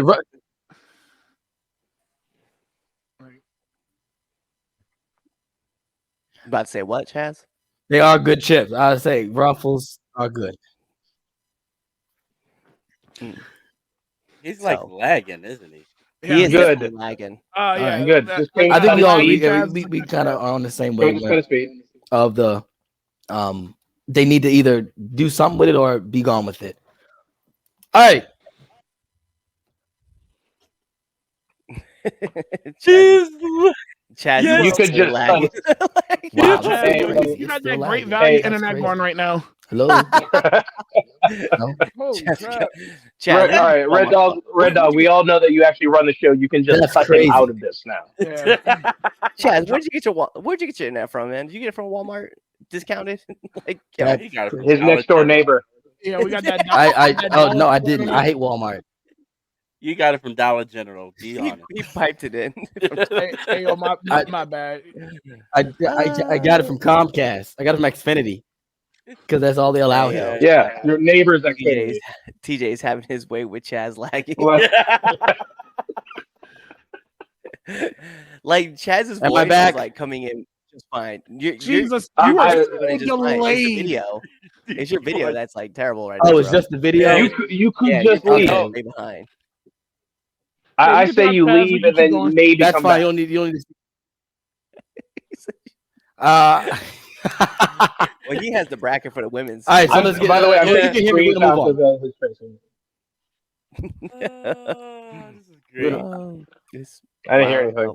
Here we go. All right, so we're going to do our greatest women's wrestler of all time tournament. We did a greatest male wrestler tournament. Was it 2 years ago, Cliff? I think it was about 2 years ago. 3 years ago. Been a while. 3 years, geez, right? 500 episodes. Time flies. Yeah. The winner ended up being John Cena. So we're gonna do this a mini version of it, and hopefully we're gonna do it the same way. We broke it down into eras. So we got the classic era, the attitude era, the divas / knockouts era, and then the modern era. We got 4 for each era. Let's start us off. Let's start with actually I'll ask you guys. TJ, Hold on. what era you want to start with? Hold on. Before we Let's do all that. let's start at the beginning. Before we do all that, all right. Understand that we knocked this down to 4 women, right, in each bracket, right? And we had to. There's going to be wrestlers out there that you're just not going to have on here. And we legit had to have a conversation about how all these women were going to sit and where they're going to fit. And so if you have a problem with a certain wrestler not being on here, not our apology. We just chose that person not to be on here, right? So to give you kind of an early, right, some of our honorable mentions that we do want to put out there, right? Asuka did not make this list, okay? Just kind of put out there from the jump, right? Shayna Baszler is not going to be on this list, right? Not that we would say that she's not, but I just want to give a heads up. Alexa Bliss isn't going to be on this list. You're not going to have Deonna Purrazzo is not going to be on this list, right? So there's a lot of there's going to be a lot of women. A lot of people are going to be like, "Yo, what about this person? What about that person? What about this? What about that?" Like, yeah, we understand, but certain people are just not going to be on this list because you have to remember we have to knock it down to 4 spots, and like we legitimately, before we even when we thought about this tournament, we had a full 2-hour debate on who was going to make this tournament and how we had to justify them being in. So if you don't see your favorite Dog, why are you giving this breakdown? Why are you giving this breakdown? Fuck them. Yeah. Wait, hold on. We got the best woman on that list, right? Chaz's favorite wrestler, right? Oh, absolutely not. She's no, I'd quit. 10-time champion? You know, the great Tamina Snuka, 10-time champion. I tried to get on here, buddy. I tried. He sure did. He sure did say it on the phone. He really did go, Tamina. You gotta put Tamina. I told him, I said, stop doing drugs. No one's meaner than Tamina. I am so stop it. She became one of my favorites when she knocked Nikki Bella's tooth out. She became one of my favorites. Second greatest 24/7 champion. Oh my gosh. 9-time reigns, 1 tag team title. It's a shame she didn't get that world championship, but you know, right? Okay. I mean, hey, there's still time. There's still time. There's still time. She's still there. She's going to dethrone Rhea. Putting my money on it. Oh, I hope. Just for that face right there, Chaz. I hope. Get Rhea. Ooh. No one's meaner than Tamina. All right, let's get it. Let's get this tournament started, Chaz. Just start at the beginning. Classic. Go classic. All right, let's start with the classical era. Oh my gosh. Let me tell you, if that happens, be prepared. I'm going to flood your. No. Anyway, classical era. So look, let's start it off. We put 4 women. Let's start off with the first 2 going up against each other. We got Mae Young versus Sensational Sherry. So pick either one or the other. DJ, you going with Sherry? Sherry. I love Mae Young, but I gotta go with Sherry. Look, Mae Young gave birth to a hand and took a powerbomb through a table. 100% Mae Young for me. Oh, I like that. I like that already. 100%. Right, go ahead. You know, all right, go ahead, he also go ahead. No, go ahead. No, go ahead, bro. No, go ahead. No, TJ, say your point. Say your point, TJ. I was gonna say also during that spot with Bubba Ray and Mae Young, she also did call him Pussy if he didn't do it the right way. So you know what? I kind of want to change my. I kind of want to change my answer just a little bit. But I absolutely love Sherry Martel. I absolutely love Sherry Martel though. All right, Damien. This is hard for me. She was much more handy than shit. Oh my goodness. Oh, okay. Look, Richard Golden with the greatest comment I've ever seen. All right, Mae Young. I'm not gonna even bring up the fact of in her older years how she was a G. All right, let's go back to when she was younger. She was, dude. She popped a woman's eye out of her socket. Let's not forget that. Mae Young, even though she was a pretty lady, she was kind of rough. A little rough around the edges. I feel like you pissed off Mae Young. She about to be the biggest op of your life. Right? Yeah, oh gosh. But Sherry, she was it from head to toe. She could go in the ring. She could talk. She elevated anybody that she was next to, like Sean, Booker and Macho. Ray, Macho, Yeah, Macho, dude, she, Sherry Montel. I might have to pick her, dude. I feel like she was in the greatest segment, promo segment of all time. Yeah, her Booker T and Stevie Ray. Oh yeah, yep. Yeah. Her with Harlan and held it together like a professional. I will say Sherry, one of my favorite segments there is just Sexy Kurt still. Sexy Kurt. Sexy in my brain forever. But for me, like I said, Sherry, I don't know. I just feel like she did a little bit more from my time. Like I know a lot about Megan. I know a lot, probably a lot more than you guys. But still, just because I was around when she was around doesn't mean anything. But Well, that's Yeah, not you're fair. You were 5,000 around when years old. everybody was around. yeah, I'm just saying. You were there for the very first wrestling match between God and the devil. We know. Look, I already told you I was the agent for that match. I know. You told yes. By the way, if anybody, I'm not gonna make mine super in depth, but sensational Sherry. That's just me. So funny. I was gonna do the same thing. Mine's not in depth because Damien pretty much said it all. I'm going with sensational Sherry as well. All right, so sensational Sherry moves on. Let's go to the next bracket here in the classic era. We got Medusa versus Velvet McIntyre. Let's start with you, Cliff. I'm just gonna go with Velvet. I know Alundra Blaze did a lot of stuff, and she was even a badass when she was driving monster trucks. But Velvet, like, hey, WrestleMania 2, holding it down. Like, I know that's definitely my pick. I fought to get her into this tournament, and God damn it, I'm gonna keep her in this tournament. He sure did. He sure did. All right, another round. Damien. Oh, I saw both of those moments. I saw that first one when I was like 6, 7. So, I mean, that kind of sticks in my mind. But Alundra Blaze won a men's championship. She was cruiserweight champion.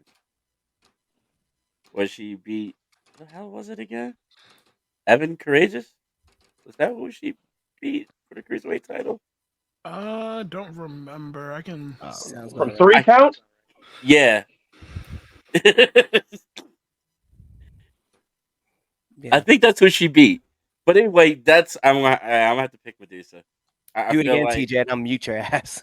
Say it again. Put 3 count in with a little smile out there. I wasn't paying attention. I was gonna let it ride, and I was like, see. That's why I didn't say nothing. I caught it. Though. I caught the whole thing. I was like, you know what? Let him have it. He got it off. I was going to acknowledge it. Hey, Dean says yes, it was him. Dean said yes, it was him. So thank you, Dean. Cool. Thank you. So, but yeah, so like that match that she was probably one of the first women to win the men's championship in that situation, I think. So like I kind of have to give that to her, and then the trash can incident on Nitro. Yeah. She started that whole entire thing. Her going there and doing that started the whole Monday Night Wars. So I don't know. There's a lot of legendary and infamy there. So I'm gonna have to pick Alundra. I'm going with Alundra Blaze as well. Go ahead, Supreme. Monster trucks, trash can, 100% Medusa. That's all I care about. Giant pink ass monster truck and dropping a pink belt inside of a silver trash can, 100%. On the opposite show at that.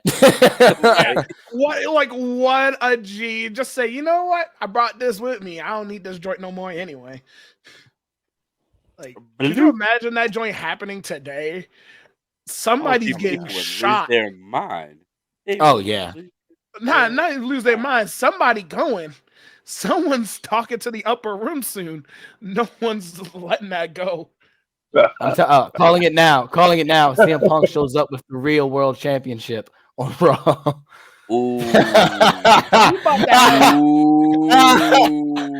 just if we just think if that happened today, just think that would be the equivalent if that was to happen. He shows up Raw another lawsuit tomorrow. for him. Facts. Tony would do that. Tony would, absolutely. Oh, he's suing. He is suing. Dude, absolutely. He'd be locked in legal battles for the next 30 years. Yeah, we about to see the entirety of the Jacksonville Jaguars defense showing up to CM Punk's house. Every single person. And they'll lose that too. Yeah, I was probably. gonna say, I was like, Punk's gonna get away anyway. Yeah, they're gonna book Punk in another UFC match just to watch get his ass beat again. Oh my goodness. Oh, gosh. All right, TJ, your pick. Velvet. I don't even go into any other details. Like Medusa annoys me. Sorry. I'm very annoyed. It's a personal pick. It's very very personal. I'm very annoyed about the still a champion post that she makes all the time and the disrespect for Trish Stratus. So I'm out. I'm out on Medusa. All right, so it's Velvet. Unfortunately, Medusa has more votes, so she moves on. So let's move to the next era. We're going to everyone's favorite era, the Attitude Era. Here we go. So not my favorite era. Oh, not my favorite either, but to the Ruthless Aggression era. Hot diggity dog, my friend. Chaz, there we go. Chaz, just to put out there, we knew this question was gonna get asked. So where's Moolah? Not in this tournament. That's where. Not in the tournament. Not there. That's where. That's what happens when you hold down a whole entire division. When we started this, I said not Moolah. And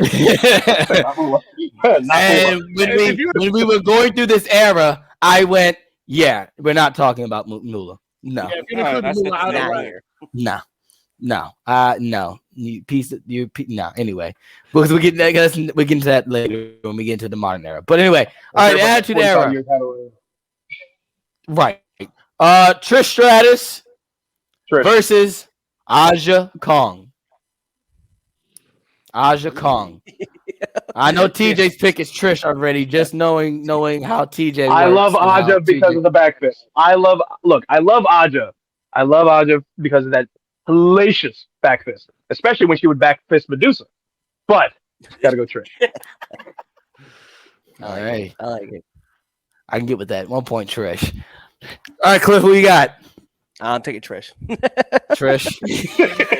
I'm the one that fought to get. I fought to get Aja in the tournament. I was like, I stole the back fist from Aja, so I have a little stake in that. I stole it from her. No one can do it like her though. But Trish, sorry. No one, yeah. Supreme. I got to get my satisfaction. So satisfaction guaranteed, brother. At 100%. Damien. I think I'm gonna have to go with Trish. He think from a ballet to a really good wrestler. Think? Sorry, my bad. Yeah, no, I really do. I think I had to think about that one. I'm sorry. I'm thinking about like the whole entire picture, where you have one that, and that whole picture is Trish. Whole picture is Trish. I'm giving it to Trish. I'm giving it to Trish because she started as a valet and became the face of the division. She worked for it. You know what I mean? Yeah. So whole picture. Props. That's my and that's legitimately my reasoning for going with Trish as well. Also my personal bias. But yeah, Trish really is the epitome of literally from the bottom to the top, like really making it from the valet, not like you said, face of a division. So I'm going with Trish as well. I want you to say that word again. I'm not. They know what I meant. Again for me. And you know what say it again. What I meant. Say it again. So moving on to the next two. Lita versus Jacqueline. I hate this matchup so much. Oh, I do too. Oh, I mean, I already know my pick. That's why I did it. I already know my pick, but it kind of hurts. I see. The funny thing is this: I did it, and I still don't know. I'm still trying to decide. Go ahead, Supreme. Who you got? Oh, God damn it!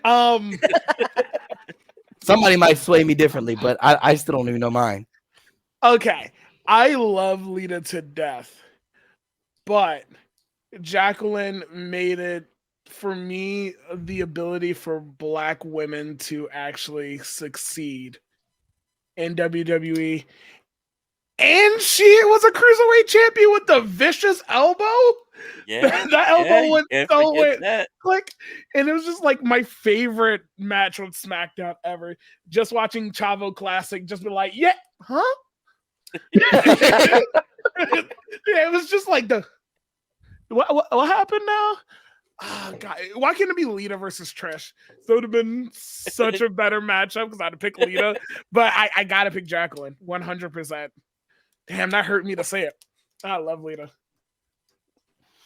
All right, go ahead, Damien. All right, so in real life, Jackie would beat the living daylights out of Lita. So let's just put that out there. 100%. Foremost, right? I'm scared to shit the fighter. And for me, I kind of put a little asterisk next to Lita because of the whole Edge and Matt thing. You gotta remember, I kind of lived through all of that. Like, I mean, seeing all of that unfold in front of my eyes. She was a horrible person. So, and if you really think about it, Jackie's had the better, longer career. Let's just keep it a $1.50. We're not even just including what she did, in the E. So It's Jackie. It's Jackie's hands down. I'm sorry. All right. TJ? This hurts. This hurts a little bit. But if you're asking 10, 11-year-old TJ this same question, I got to go with the cool factor, and I got to go with Lita. Lita was just cool. And at that stage of my life, that kid always just wanted to be cool. And I see cool on TV, and I said, that's Lita. I got to go Lita. All right. Cliff? So I love the fact that you brought up the cool factor, Team Extreme, right? All that stuff like that went down with her, main eventing the first Raw, right? Mm-hmm. But it was just something about Jackie that like she wasn't even utilized that much, and she was still getting over on TV, and she was still a very good worker, and Miss Texas was it, you know what I mean? Like, and that's why, like, for me, it kind of hurts because I love Lita, right? I love watching her work, and she just killed it every time. I remember when she started with As Rios, but I'm gonna go with Miss Jackie on this one. The group that she I don't think anyone's gonna be mad at you here. No. The group with Terry that she had with Terry. That was yeah. That was. I'm going. What you got, Chaz? What you got? I still don't have. I'm not even gonna lie to y'all. It's a hard choice. Jacqueline ends up winning. Miss Jackie ends up winning. Just based off of the numbers, but I'm still want to pick just for the sake of it. But both of these women were trailblazers in their own rights. Like TJ said, Lita was cool. Team Extreme, Lita was cool. All the girls wanted to be like Lita. Like, all the guys wanted Lita. Like, Lita was that. But talk about breaking grounds for Black women. Jacqueline did that. Like, we don't get to a Mercedes Moné versus Bianca Belair at WrestleMania without Jacqueline doing what she did. Right. Yeah. We don't get that. And we were debating, we were trying to figure these names out. We had a moment where we just go, damn, 2 Black women really main evented a WrestleMania. Like, we had that moment of like, that really did happen, y'all. Same. Yeah, like, I cried. But we don't get that. We don't get that moment if Jacqueline does not come through and does what she does. 100%. So for that, I gotta go Jacqueline. And I love Lita just as everybody else. But I gotta go Jacqueline. Just off the fact that she pioneered and really set the bar for Black women.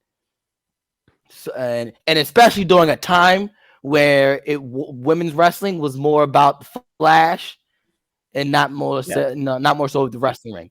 So I'm going with Jacqueline.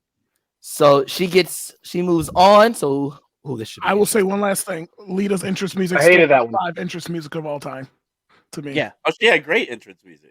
Absolutely. Love, Fury, Passion. Oh my! I sing that right now. One of the only ever WWE themes that had a cuss word throughout the song because it's saying so fucking. Well, they bleeped it out though. You can hear it though. Fair enough. You heard it. You heard 100%. The way it's edited, you hear the F and they say skirt in the middle of it. It's like when Eminem has to rap in his old songs. They have to pull out the full beep.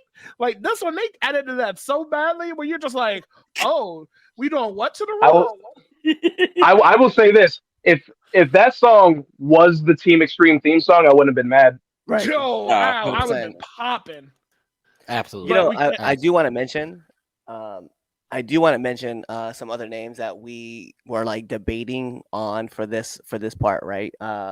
Molly Holly, Tori Wilson, Oh, Ivory, and Jazz were all in the discussion for Oh. these Oh, four. I mean, yeah, we wouldn't have Jazz had Molly, a versus Miss Molly Jack. Holly, Yeah, we wouldn't have had the like Jazz. yeah, Jazz versus Jacqueline and Trish Stratus versus Lita. I'd have lost my I'd have left collective mind. I would have logged out. I would have logged out. Yeah, Straight up logged out.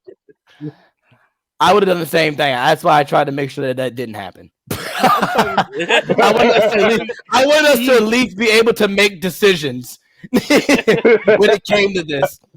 I stood outside on my balcony and been pondering my life decisions. Like, Right? Where do You I don't want to make the wrong choice. Yeah. We're picking incorrect. You would look like that dude that's like, what's the it's the meme where he's like in a swimming pool, just like staring off, but it's like an empty swimming pool. He's like inside of it. Oh, the He's, guy like, sitting on the swing just looking. He's at yeah, the with his dinner hands table behind his just back. He's just thinking. Pablo Escobar. Yeah, there you go. All right, let's move on to the next era. This is the Divas/Knockouts era. So in this, let's start it off. We have Mickey James. We're adding knockouts. Oh god. Yeah. Oh, Jesus. Yeah, Mickey James versus Beth Jesus. Phoenix. All right. Mickey. It's that look. Oh, I didn't know we It's were that matching look. these With two us, up. I'm telling you, this tournament gonna get harder and harder as we like move along. Oh shit! Just wait till we get to the modern era. I have to do this tournament on feeling. That's it. I'm not going statistics. I'm going with how they made me feel in like back then or in those moments or whatnot. I can't do stats. So this is how I'm gonna have to play this. All right. All right, who you got? Me first? Yeah, you first. Okay. All right, so Beth Phoenix versus Mickey James. Yes, sir. I gotta go Mickey James.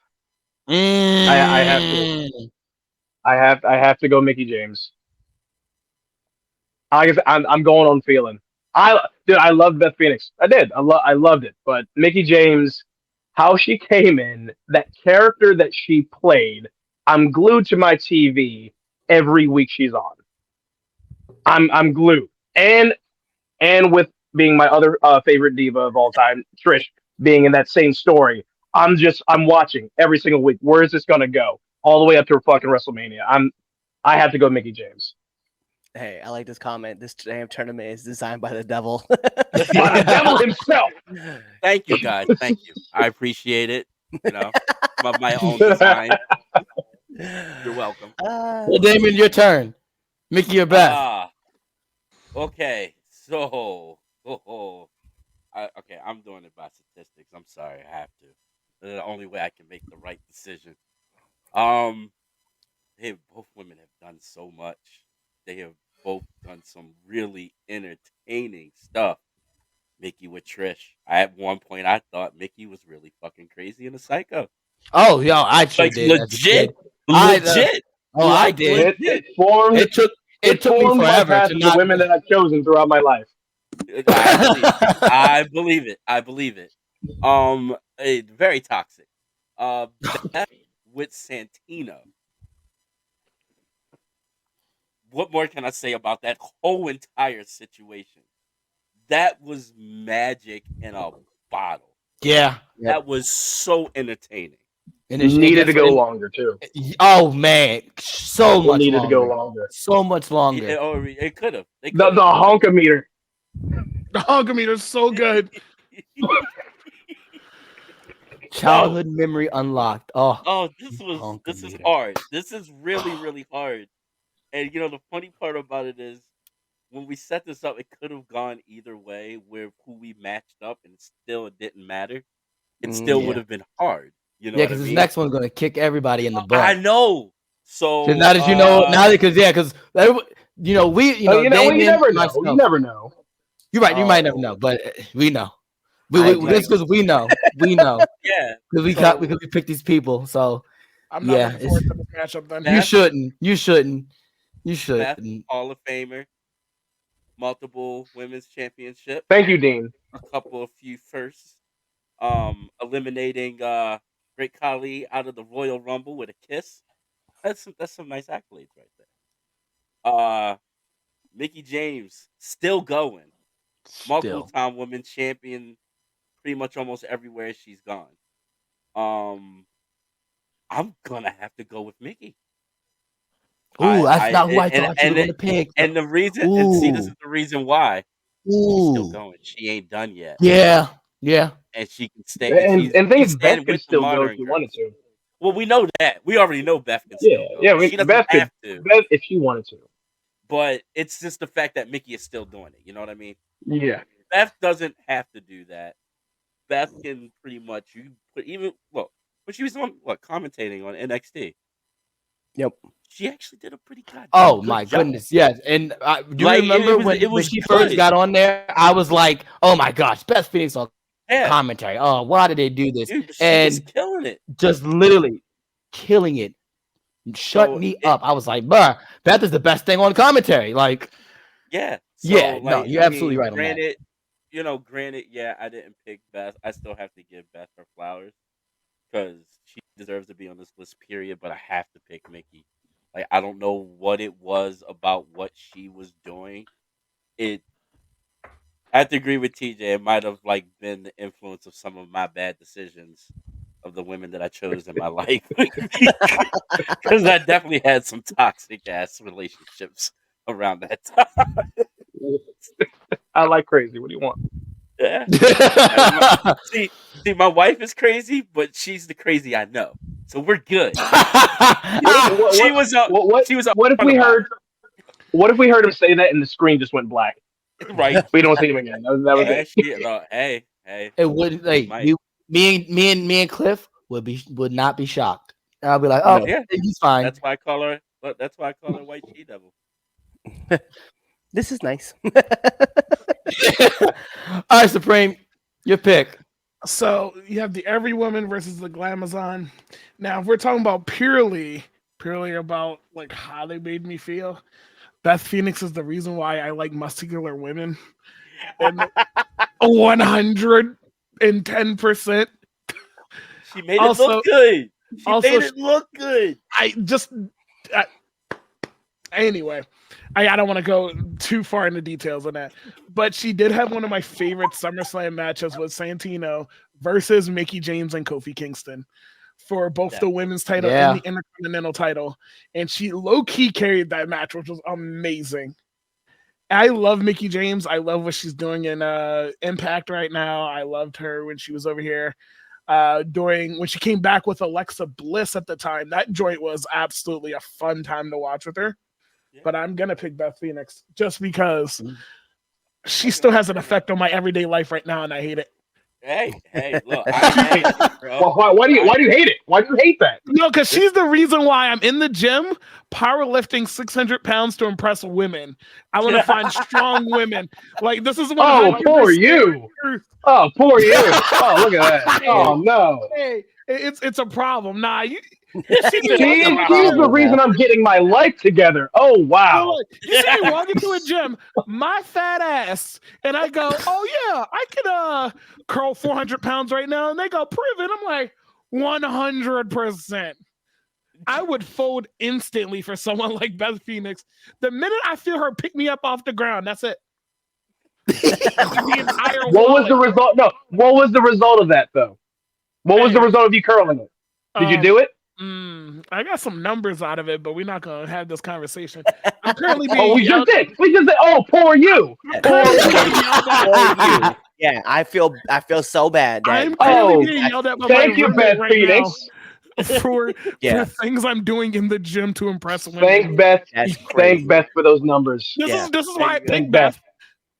Yeah, thank you, Beth. That's 100% why. Yeah. All right, go ahead, Cliff. Let's be real, okay? She's my favorite wrestler of all time. Favorite female wrestler of all time. I don't give a damn, and y'all gonna know. I'm picking her. She's legit. Mickey James is gonna be my pick. I'm going with this comment right here. Hardcore country, straight up. Mickey James. Yes.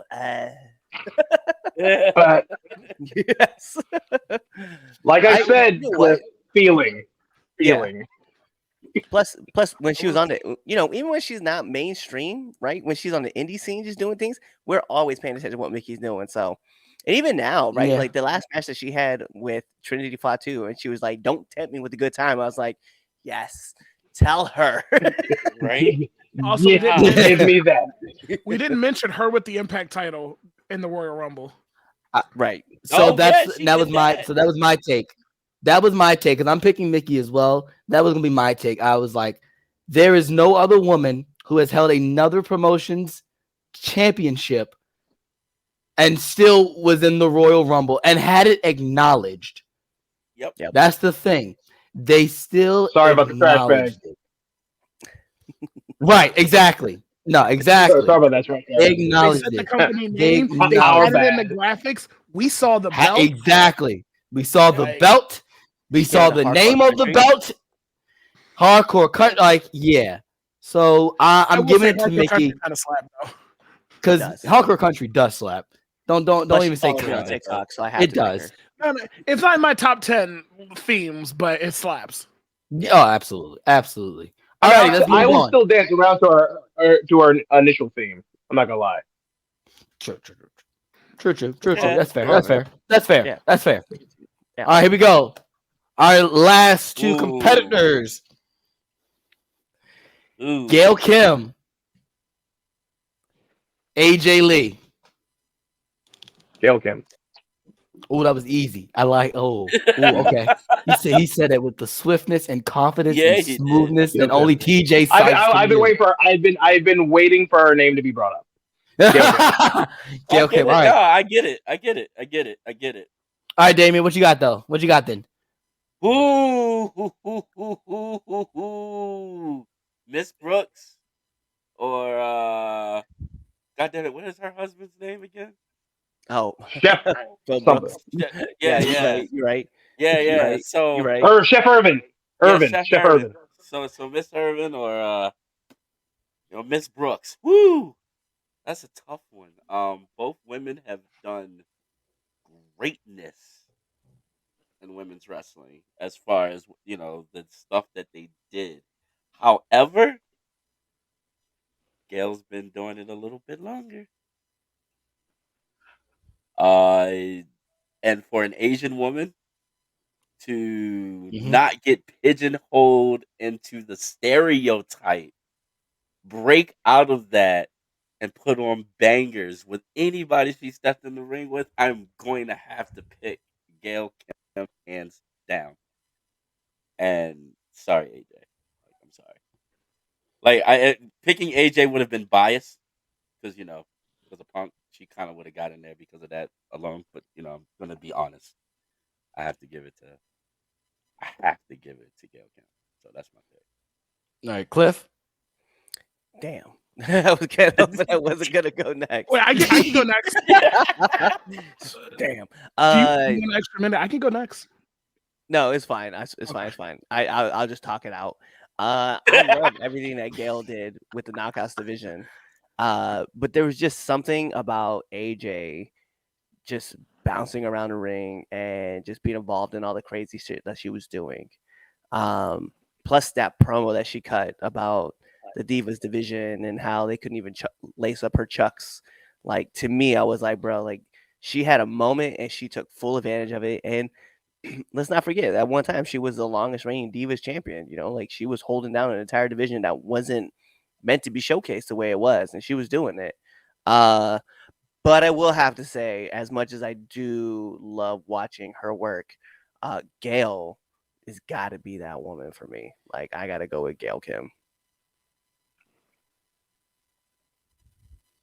You had me going there, brother. I started marking down, making the little tally mark for AJ when you were talking. I was like, okay. I'll show you. Like, I had to cross it out right there. Had to cross it out because I legit was like, as you're going, I'm like, oh, he's picking AJ. Okay, he's got fair points. That's understandable. And I'm marking, but I gotta go with. I was like, oh well, that's not going with AJ. I'm gonna. The funny thing is, all the points you made are the reasons why I'm going with AJ. I'll take, and I'll be the oddball out on this one. I'm gonna take AJ because we don't get to the modern era without AJ doing what AJ did. We were during that Total Divas era. It was less about the wrestling. It was more about let's make them look pretty, or we're gonna put them in the ring and we're gonna give them 5 minutes, if that. Let's give them the least amount of time. Let's just fill time. Let's put the women in there. It's a P match, P break match. Yeah, exactly. Can we agree that was the time? Beth Phoenix was in the wrong era? Can we do what? Can we agree that Beth Phoenix was in the wrong absolutely. era? Oh, absolutely. Yeah, we could. Absolutely. Absolutely. 100%. Yes. Hands down. Yeah. Yes. Because she kind of transcended into like both. So yeah, like it's a couple of women that are definitely like Beth was in the wrong era. You know absolutely. Yeah. Absolutely. Yeah. There's a couple of them. Yeah. It was hard. It was. But yeah, I'm gonna go with AJ. I'm gonna go with AJ. So what you got, Supreme? All right. This is going to be an astounding statement. I love Gail Kim. There is one tag team and one wrestler that got me back into wrestling a while ago because I really didn't pay attention to it when and wildly enough, it was Tons of Funk for some reason and AJ Lee.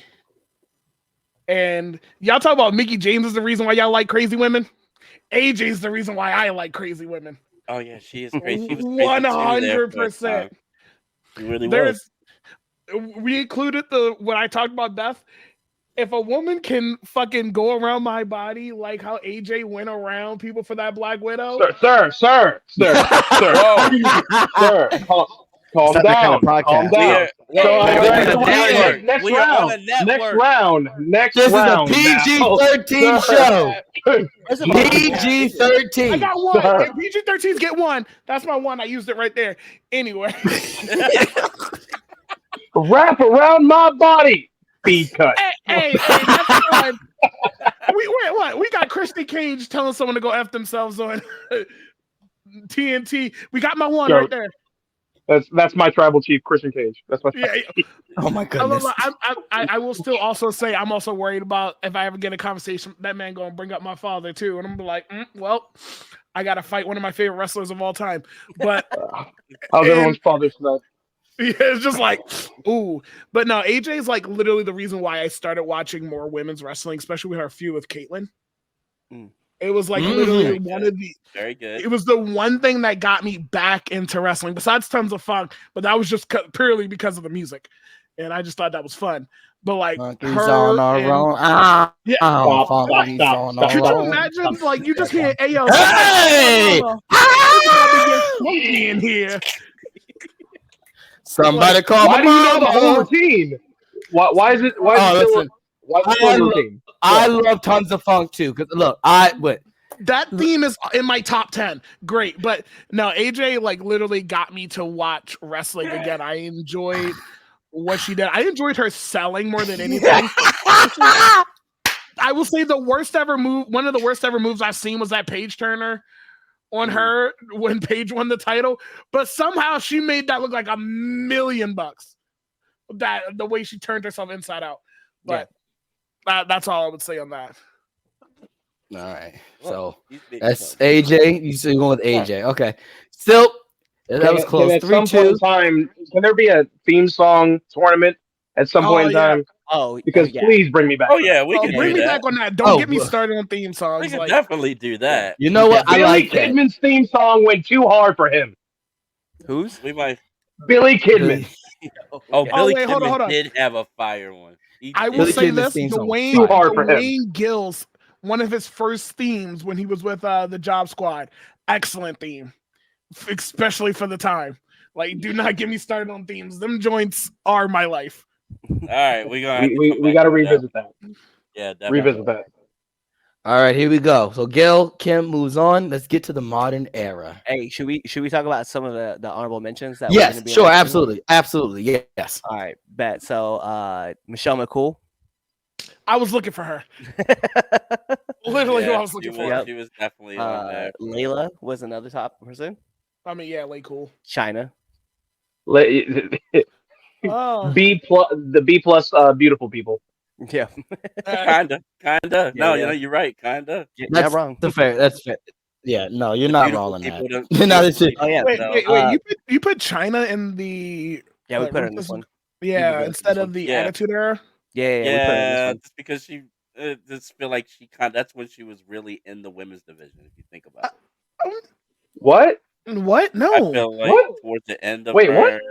So No, wasn't she women's championship in '99? And but we're talking Attitude about- Era. but we also we wanted to try to include her while like she had a feud with Jeff Jarrett and Eddie Guerrero, Eddie Guerrero and all that. But And we tried China to- Wait. wasn't around for when like Gail. Yeah, we're Gates past and- China now. Yeah. Hey, listen, we just try to fit her in so that way we can at least have her in the honorable Sorry. mention. Okay. All right. Sorry.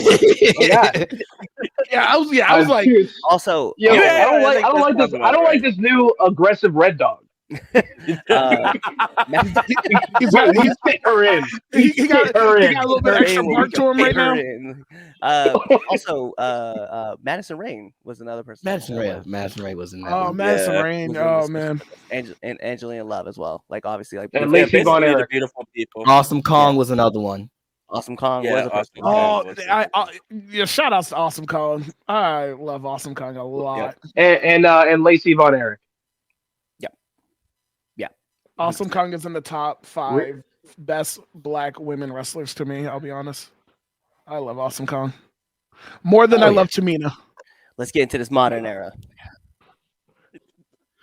Modern era. All right, here we go. This one's a doozy already. Charlotte Flair, Tessa Blanchard. I hate you. Ah, Okay, so I feel all right, hold exactly how up. we Listen. All right, so look, I fought for Tessa, and this is the reason why I fought Charlotte for Tessa. Flair. She is we all know this. So let's just kind of put that aside for a moment and let's think about what she did. You know, female men's world champion. She and then an actual recognized world champion at that. The Impact World title is a actual, to the wrestling nerds, an actual world recognized world championship. And she was carrying TNA at the time. So, like, I kind of have to give her props on that one. However, you don't bet against the queen. So, unfortunately, even though I fought for this woman to be in this, I got to pick Charlotte. I'm sorry. I feel so bad because I fought hard for Tessa to get into this one. And I made a valid point in everything. Took a good 15 minutes. He sure did. It took me 5 seconds to turn on to get rid of her. This was a 20-minute conversation on having her in this tournament for only. He sure did. No, wait, hold on. No, that's a real villain thing, by the way. Get in the tournament just to boot you the hell out immediately. I applaud him on that. So yeah, no, Charlotte, you don't bet against the queen. I'm sorry. I stand by that. I'm gonna go pick mines already. First of all, Tully could never, ever, ever, ever, ever, ever, ever, ever, ever, ever, ever, ever lace Rick's boots, and that falls also on their Oscar. I'm out. Charlotte I'm out. circles around Tessa Blanchard. Did you just say Tully could never lace Ric Flair's boots? Charlotte. Hey, He couldn't even. We can still beat Chaz. Flair. Rick was better. I will whoop you. Rick was I will better. whoop you. I'm Rick fighting better. you. Rick was better. I'm going to fight you. Rick was better. Here's the thing. Rick was better. 20th at SWA and Shady It's Grove. better You than can Chaz. think that can happen. I'm fighting you. I'm whooping your ass. Like that's just on site. On site. That's it. And that's what it's fine. I'll take it for this. Like it's not even the fact that I disagree that Rick is better because Rick just had that it thing. well, that's all fine, but is how hard you said ever, ever, ever, and just kept going. Oh yeah. And for every ever, I'm gonna watch this back. Every ever that you say is it's just 3 hits, Steve. Every single one. Every single 3 hits every time. You about to have a good night's That's sleep. fine. I'll take it. Yeah. I'll take it. Look. There's not many hills I die on this show. I'll die on that hill. You died. You died immediately. Yeah, That's don't let fine. him even get up the hill. That is fine. Like pushing you. That's off fine. Of I'm still picking Charlotte. It's still Charlotte over Tessa. not even going for the daughters. You're like, nah, because they're daddies. Let's judge the dads here. The hell with you, Chaz. Absolutely. The hell with you, Chaz. Absolutely. The hell with you. The hell with you. Listen. And Rick's been getting on my nerves as of recently. For me, it's I can appreciate what Tesla has done, but I'm just gonna keep it short, sweet. It's gotta be Charlotte for me. All right, Supreme.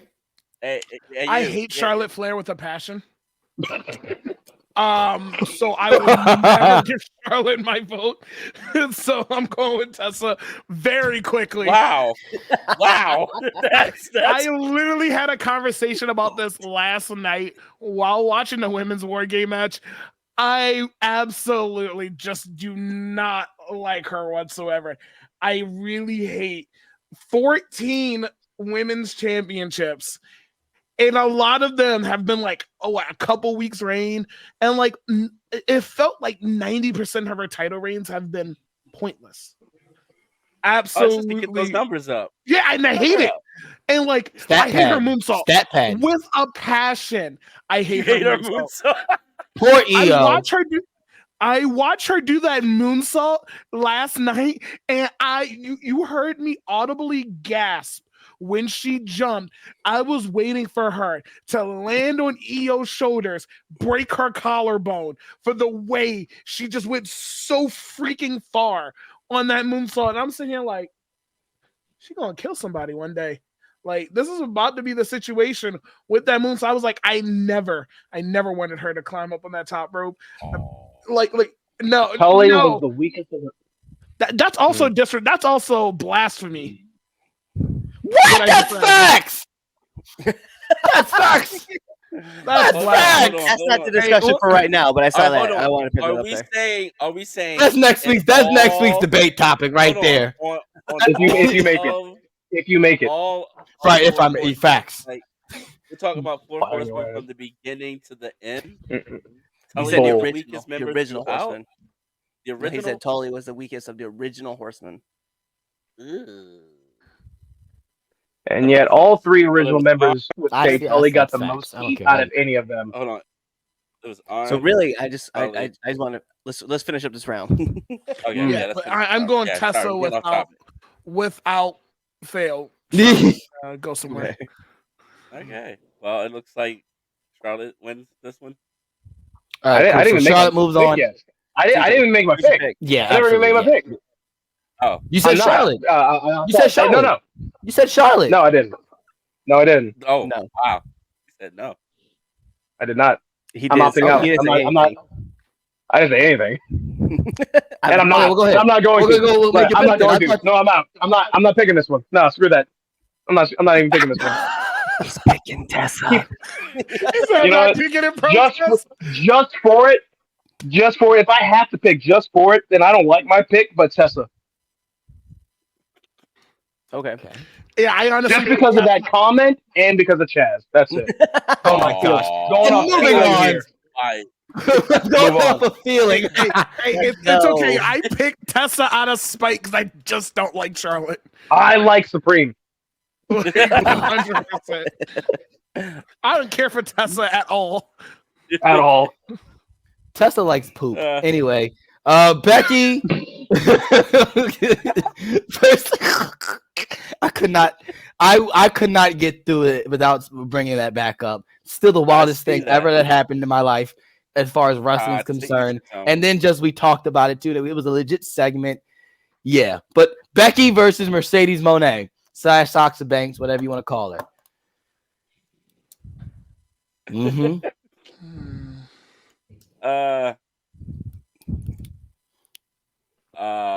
Ooh. I'm still thinking too, guys. Mm. You got yours, Cliff? You look like you have yours. All right, go ahead. You got I yours. had mine from the moment that we were talking about this. I had mine already picked. Okay. And, yeah. Listen, both women have done incredible things with their career. Let's be real, okay? Grand Slam champions, right? Main event at WrestleMania, right? But only one of them has done it as a first, right?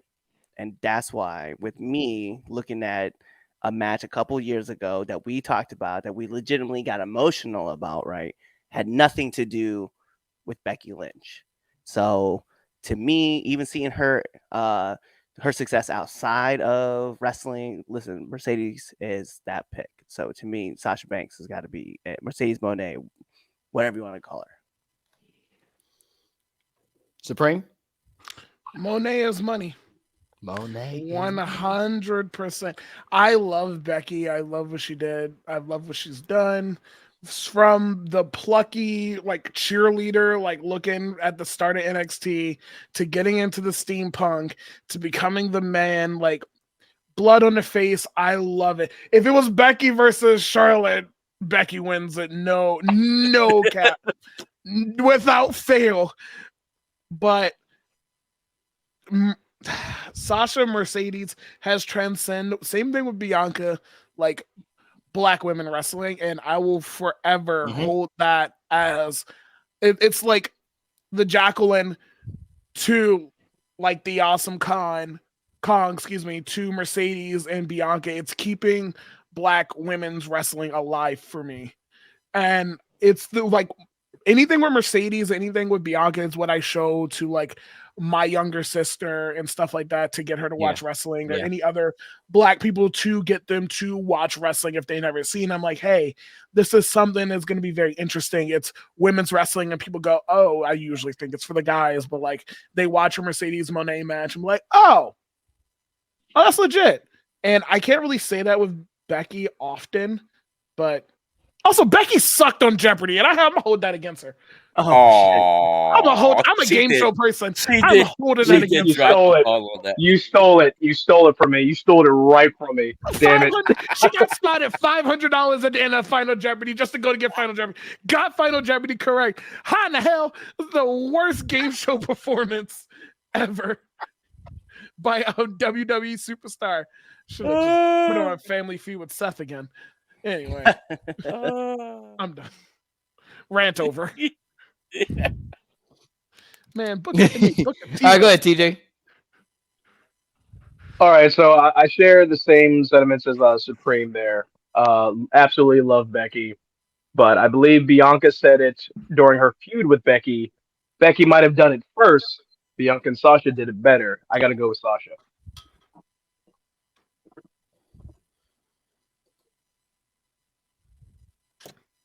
Okay. Damien?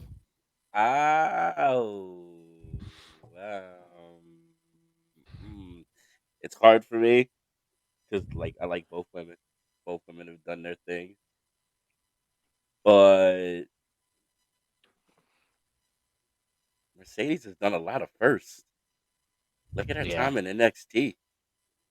She killed it when she was the NXT Women's Champion. Look at every time she was, even though you know she didn't have these super long reigns. Anytime she had a title, she killed it. Look what her and Bailey did during the whole, close down, shut down, COVID, everybody on, lockdown moment. Dude, they carried that whole thing. Even better than what the men were doing. It was great. It was amazing. And then the fact that she left. I give her points just for the way she left. Isn't she the first? And I'm a WWE loyalist, you know what I mean? But for her to be like, yeah, I'm good, and then dip, and then still go out there and have success, I'm gonna have to pick Mercedes. Like her and Trinity. Yeah. Like those women, 100%. And then And then, like you said, the main event at WrestleMania, you had for the first time where every person in that ring was an African American woman, and down to the referee. Yeah, that was an amazing moment. Mm-hmm. So yeah, Becky might have done it first, but they did do it a little bit better than them, didn't they? So yeah, absolutely. Yeah, I'm gonna go with the same. I think we all pretty much said the same things. I'm going with Mercedes as well. And I said it before, the significance of being there, watching this, and hearing Cole say this is the very first time 2 African American women are main eventing a WrestleMania hits. Every time I watch it, because and that's the match I go back and watch. Every time he says it, it hits. Just as it did the very first time when he did it, when he said it live, it hits. So I gotta go Mercedes. And like we said, Becky, the man broke ground. Okay, when Nia broke her nose, broke ground, set her on a trajectory, just went shot her straight up. Who would have ever thought that? Who would have ever thought that moment right there, like really, and not to take it away, because like I said, the man transcended, women's wrestling at that time. But you just cannot take away the fact of what Mercedes did, what Mercedes is still doing. All right, like she went over, like you said, she left, and she's over there in New Japan and Stardom. She won the belt. I mean, she got injured, of course, but she won the belt, and she's still as over as she was when she was in the WWE. So when Mercedes comes back next year, she's going to be just as over wherever company she goes, whether it's AEW, whether it's Impact, or even if she does go back and she decides to go back to WWE, she's going to be over like Rover. So I'm going with Mercedes, like hands down.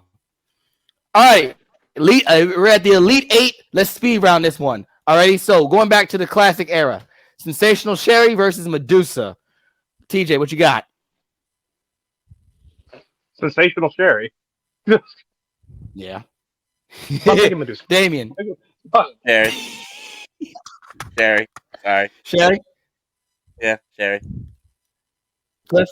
Yeah, I'm taking Sherry. Sherry? Supreme? My vote doesn't matter, but I was going with Medusa. Bye, Medusa. That's fine. Medusa. I'm storing the Sherry as well. The trash. Bye, Medusa. Yeah. I'm going Sensational Sherry as well. That was great. Alrighty, moving to the Attitude Era. Trish Stratus versus Jacqueline. Trish. I knew he was good. All right, 1 point Trish. Let me get Jacqueline. I can already tell you who I'm going Cliff? for. Let me get Jacqueline. You getting Jacqueline? Oh, all right. 1 vote Jacqueline, 1 vote Trish. All right, Damien. I'm not gonna give my real reasons of why I'm picking this, but just know that they are devious and nefarious. I'm gonna have to pick Jackie. Explain. Look, I'll explain when we go off the air. I'm not trying to get canceled. That's fine. Today. So that's fine. Absolutely perfectly y'all fine. can ask me later. That's fine. All right. I'm gonna go. I'm going with Trish. I'm going with Trish. Schneider.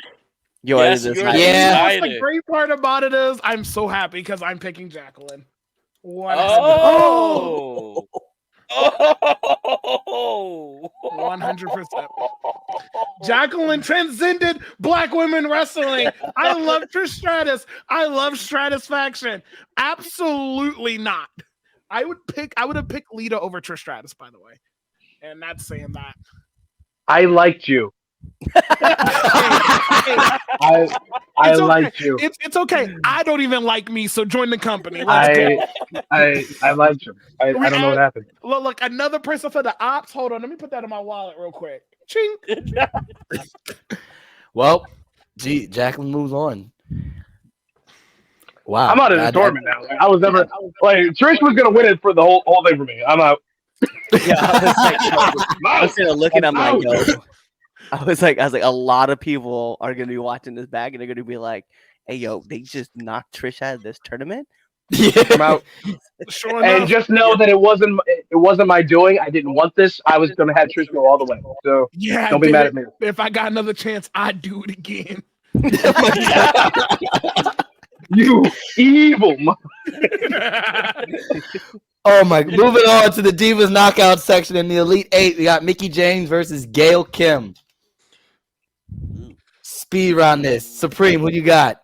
Give me the every woman, Mickie James. All right, Cliff. Mickie all day. TJ. I'm going last. I need last. Mickie because of Trish. I think yeah. Oh, All right, I'm going Mickie as well. We got a Who fight. you got, Damien? I have to go with Mickie too. Sorry. You got to okay, that's cool. who I Mickie had goes. on my head. Mickie gets the sweep. That's crazy. Right. Mickie got the sweep. That is crazy. Over Gail Kim at that. Like yeah, Right? That's crazy. That's a wild one. Alrighty, Charlotte Flair versus Mercedes Moné. I think we can agree on this one, right? Moné. Keep going. Moné Keep it going. Keep going. Yeah. Next. Oh yeah. My vote doesn't matter. My vote doesn't matter. Hey, yo, put Charlotte in the trash can. Oh well, yeah. Were you gonna say Charlotte? Maybe.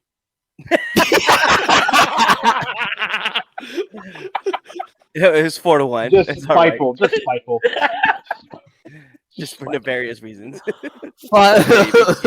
Yep. Final four. Jacqueline versus Sensational Sherry. Ooh, I hate you. Ooh.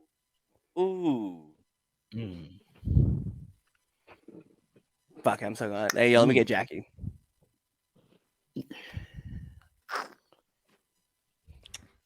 Once again, I will stay with Jacqueline.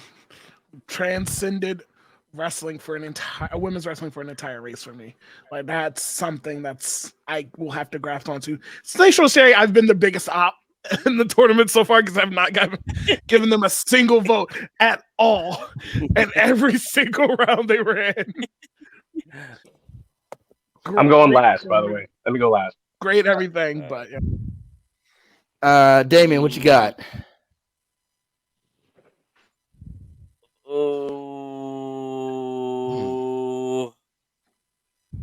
All right, how am I gonna have to decide this? I got mine. So mine is I'm going with Jacqueline as well. Yeah. I'm gonna go with Sherry. Ooh. I'm gonna have to pick her. All right, TJ. Sherry, just because it's Supreme. I knew he was going to do that. 3-2 anyway. Right. Jacqueline moves on to the finals. Mickie James versus Mercedes Moné. Moné. Take Moné. All right. Final answer? Final answer. Mercedes Moné. Mercedes Moné. All righty. Damien.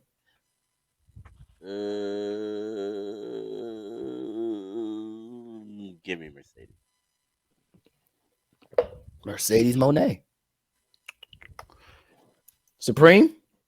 Let me go last. You look like you're struggling. I was about to say, I was gonna say, you look like you're struggling, brother. You have making. Who you got, Chaz? I'm still trying to decide. I am not. Mickie. He's not struggling. He's not struggling. Beth Phoenix is holding him up. Who are you picking, Cliff?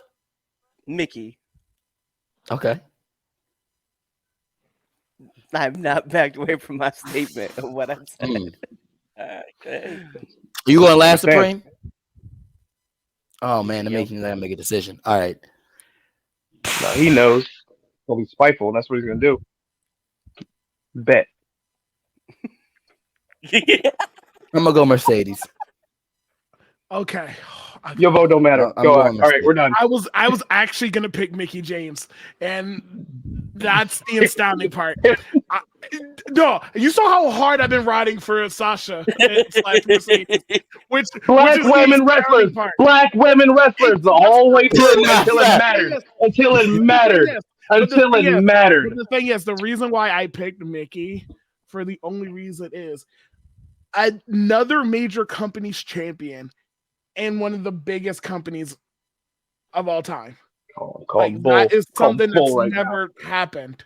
Besides Medusa, who just threw it in the trash, but the actual champion, who's contracted for someone else, appearing in a major Big Four promotion, one of their major matches of the year that features all the women of their company, and they picked a spot for someone else to come in and be in that spot and have a forefront in it, because she was advertised one of the heaviest, most out of everything in that Women's Royal Rumble. That's the main reason why I was going to pick Mickey. I actually have a reasoning behind it, even though I love Mercedes and Sasha, but that was literally the reason why.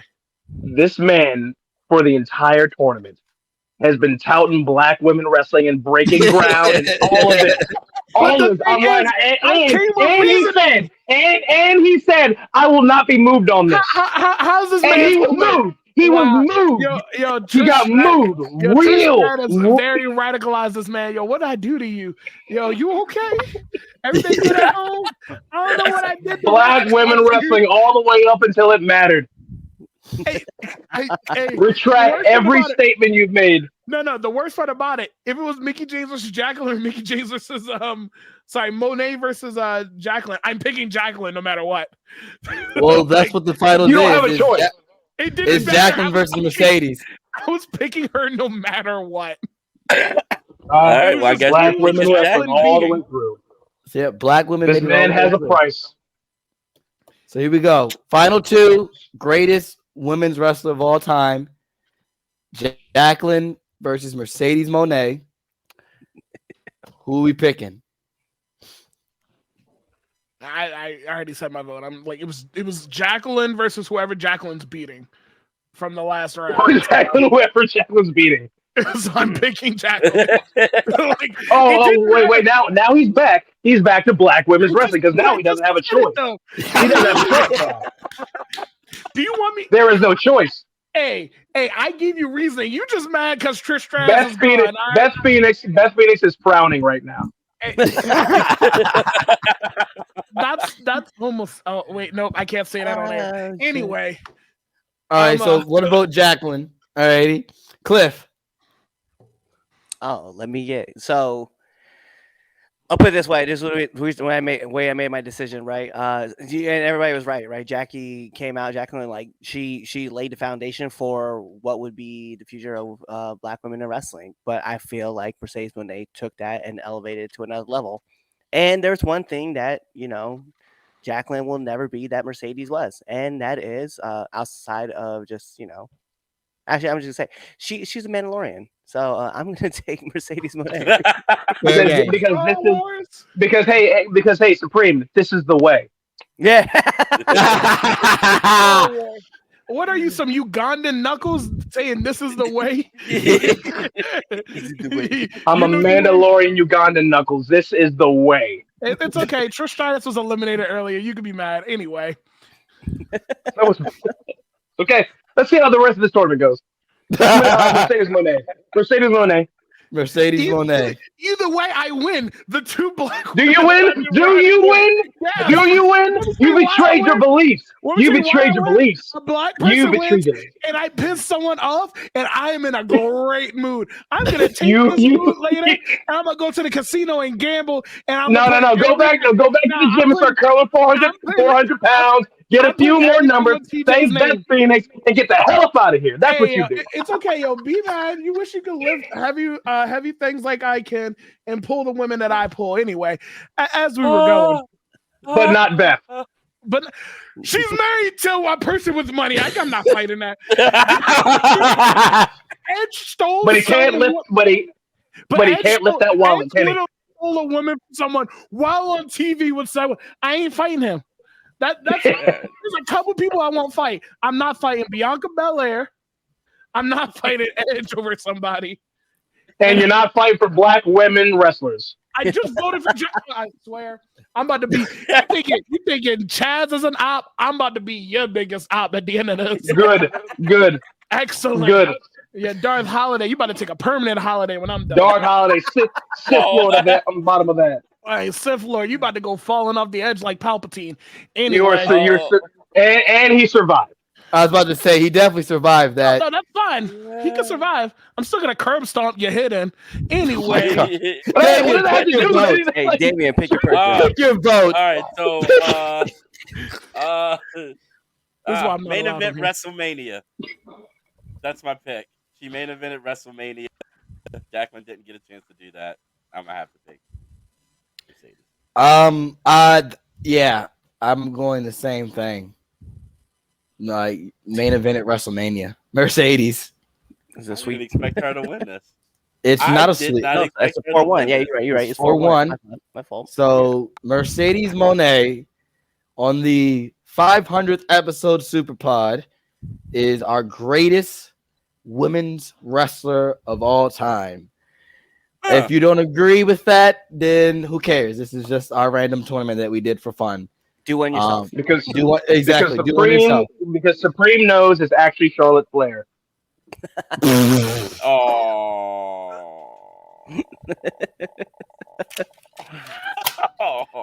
You know what? Hey, yo, I like this comment though. I've legit have done nothing at work for the past 3 hours. Damn this podcast. You know, I'm happy you rode with us, buddy. Exactly. And I can't remember her name to save my life. I'd rather watch what was her name? Jillian wrestle than I will watch a Charlotte Flair. I had to pull her name out of the retros of her singing and winning the Divas title that one time. Okay, I'd rather watch her sing with her horrible singing. 100%. I enjoyed her. I enjoyed Jillian. She was Charlotte, great wrestler, great everything. Phenomenal moonsault, right? I'm still using the bathroom while Charlotte's having a match. I said it. I will say it again. I will watch many other women's wrestling. If I see Charlotte wrestling, I just goddamn, I gotta go. And I'm leaving. I gotta go. Even if they're black wrestlers. Yeah, 100%. Charlotte will ruin the match for me.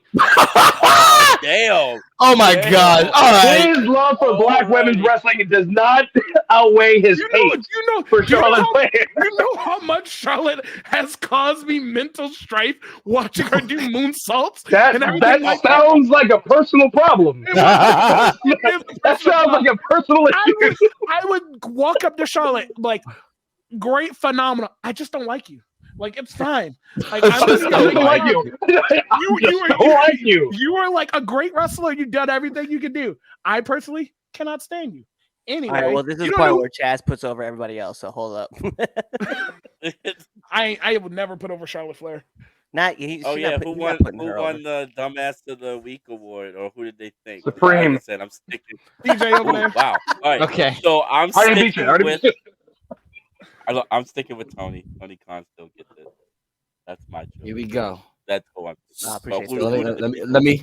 Let me pull up the poll. Alrighty, so make me the dumbass of the week. Not a problem, buddy. Not a problem. Here we go. Alrighty, so with the poll, it's 50-50. Oh. Alrighty, it's 50-50 with between Tony Khan and seriously, who else? Who else? I mean, like, seriously, who is Supreme? Yes, it's 50-50 between Tony Khan and seriously, who else? Since you all are here, TJ and Supreme, you can give who do you think should be Damien's dumbass of the week? TJ, are we about to argue each other? Who do you think? No, we don't have time. Supreme. Seriously, somebody else. Okay. And then, all right, Supreme, who do you think should be Damien's dumbass of the week? Honestly, Seth Rollins. Ooh. Okay.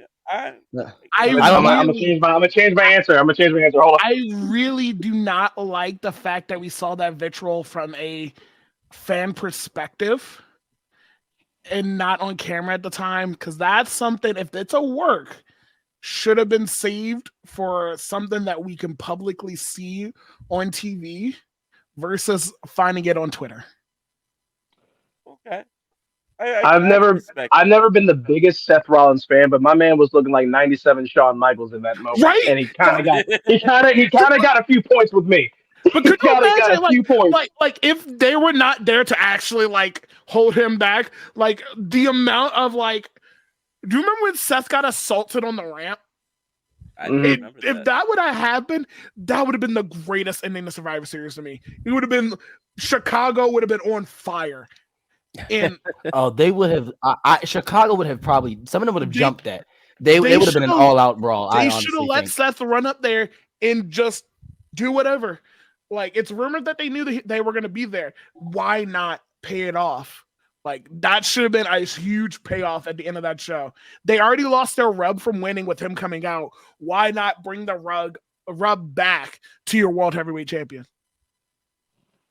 And that's why I have not been a huge Seth Rollins fan. Obviously, he's amazing talent, all that stuff. But in that moment, you gained a lot of points with me. A lot. Was it smart? Probably not. Probably not at all. But I saw 97 Shawn Michaels right there. I'm like, all right, he's got some edge to him. Well, like I said, I stick to Tony because he just kind of handed Punk to WWE on a silver platter. And just should we be saying thank you, Tony? Take my money. Well, Booger Sugar Khan, just needs to put down I will say in all honesty, I didn't think that day would ever come that we would see Punk in WWE again. Just because. Well, I mean, look the way Tony acted. Tony acted like this. He had a problem in his organization and did nothing. He let the man talk crap about his company and his EVPs in front of him, and all he said was, "Yeah, I should have said something or did something about it. My fault." Come on, dude. He shitted on your whole company for 20 minutes and you said nothing. Yeah, Tony Khan did say, "Damn, that's crazy," basically. And then, and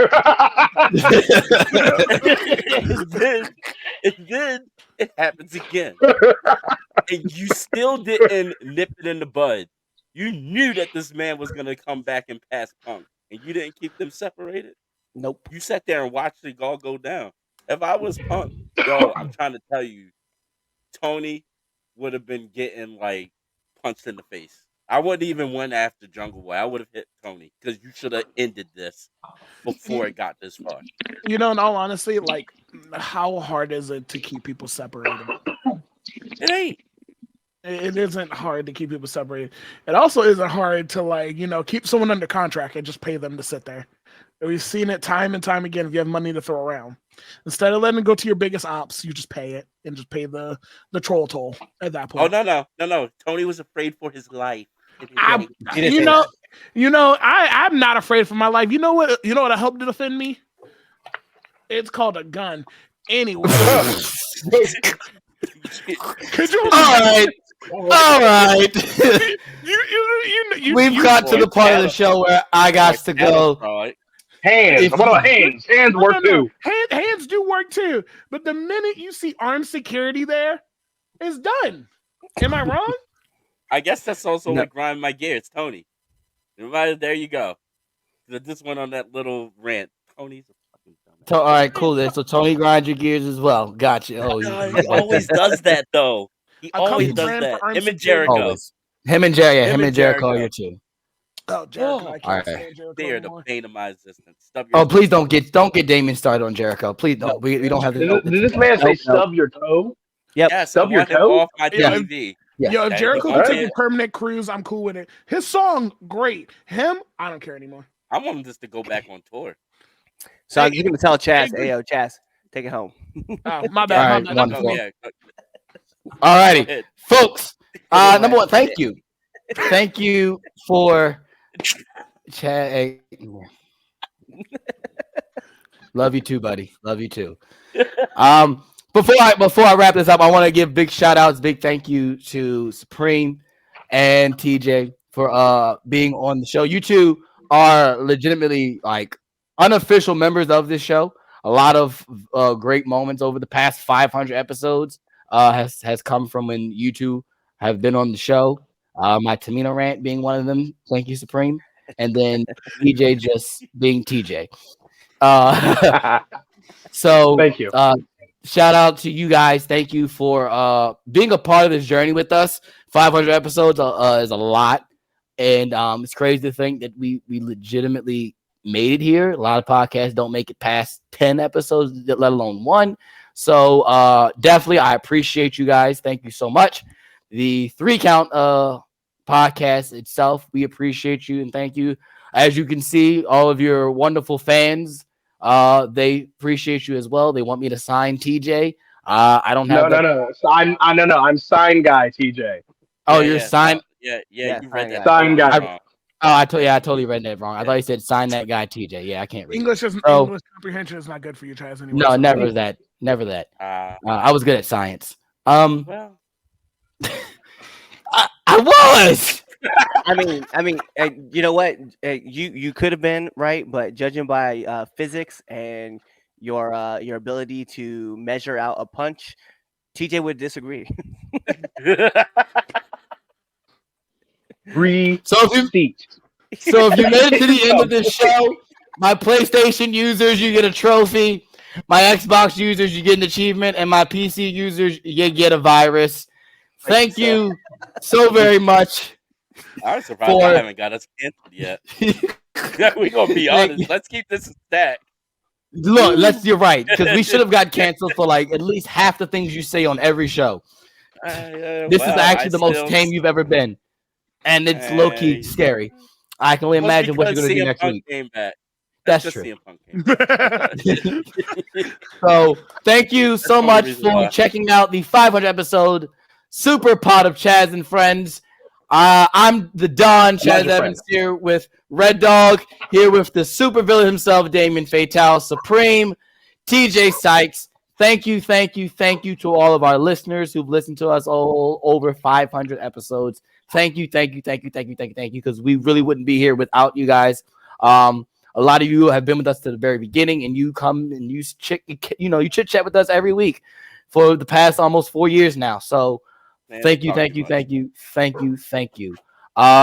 back next week for the 501 episode. It's not a super pod. It's just a regular episode. We're only going to go for an hour like we normally do. And thank you for. And everybody check on your fathers. Oh, definitely. Well, I can't check on mine technically. All right. I can't either. Yeah, mine's I can't either. That's okay. TJ, you brought this up, and thank you. Thanks for the reminder too. Even though I called him, already had a conversation with him and everything, I just want to give a big shout out. It is my dad's birthday today, by the way, so I just want to give happy birthday, Dad, and I love happy birthday to the big dog. Yeah, happy birthday, big dog. Happy birthday. Kauai. Listen to another. Hey, 3 Count Podcast listeners, it's your host, the icon Chaz Evans here. Make sure you follow us on all social media platforms. That's the Facebook, that's the Twitter, that's the Instagram, that's the Snapchat. We don't have Snapchat. We don't have Photo Bucket. But make sure you follow us on all those things at 3 Count Podcast or at 3count_pod. That's on the Twitter, by the way, 3count_pod. But yeah, definitely also make sure you check out our YouTube channel and subscribe to our videos. And if you really like us a lot, definitely go find us on ProWrestlingTees.com/3CountPod and get yourself a 3 Count Podcast t-shirt. And make sure you continue listening to us.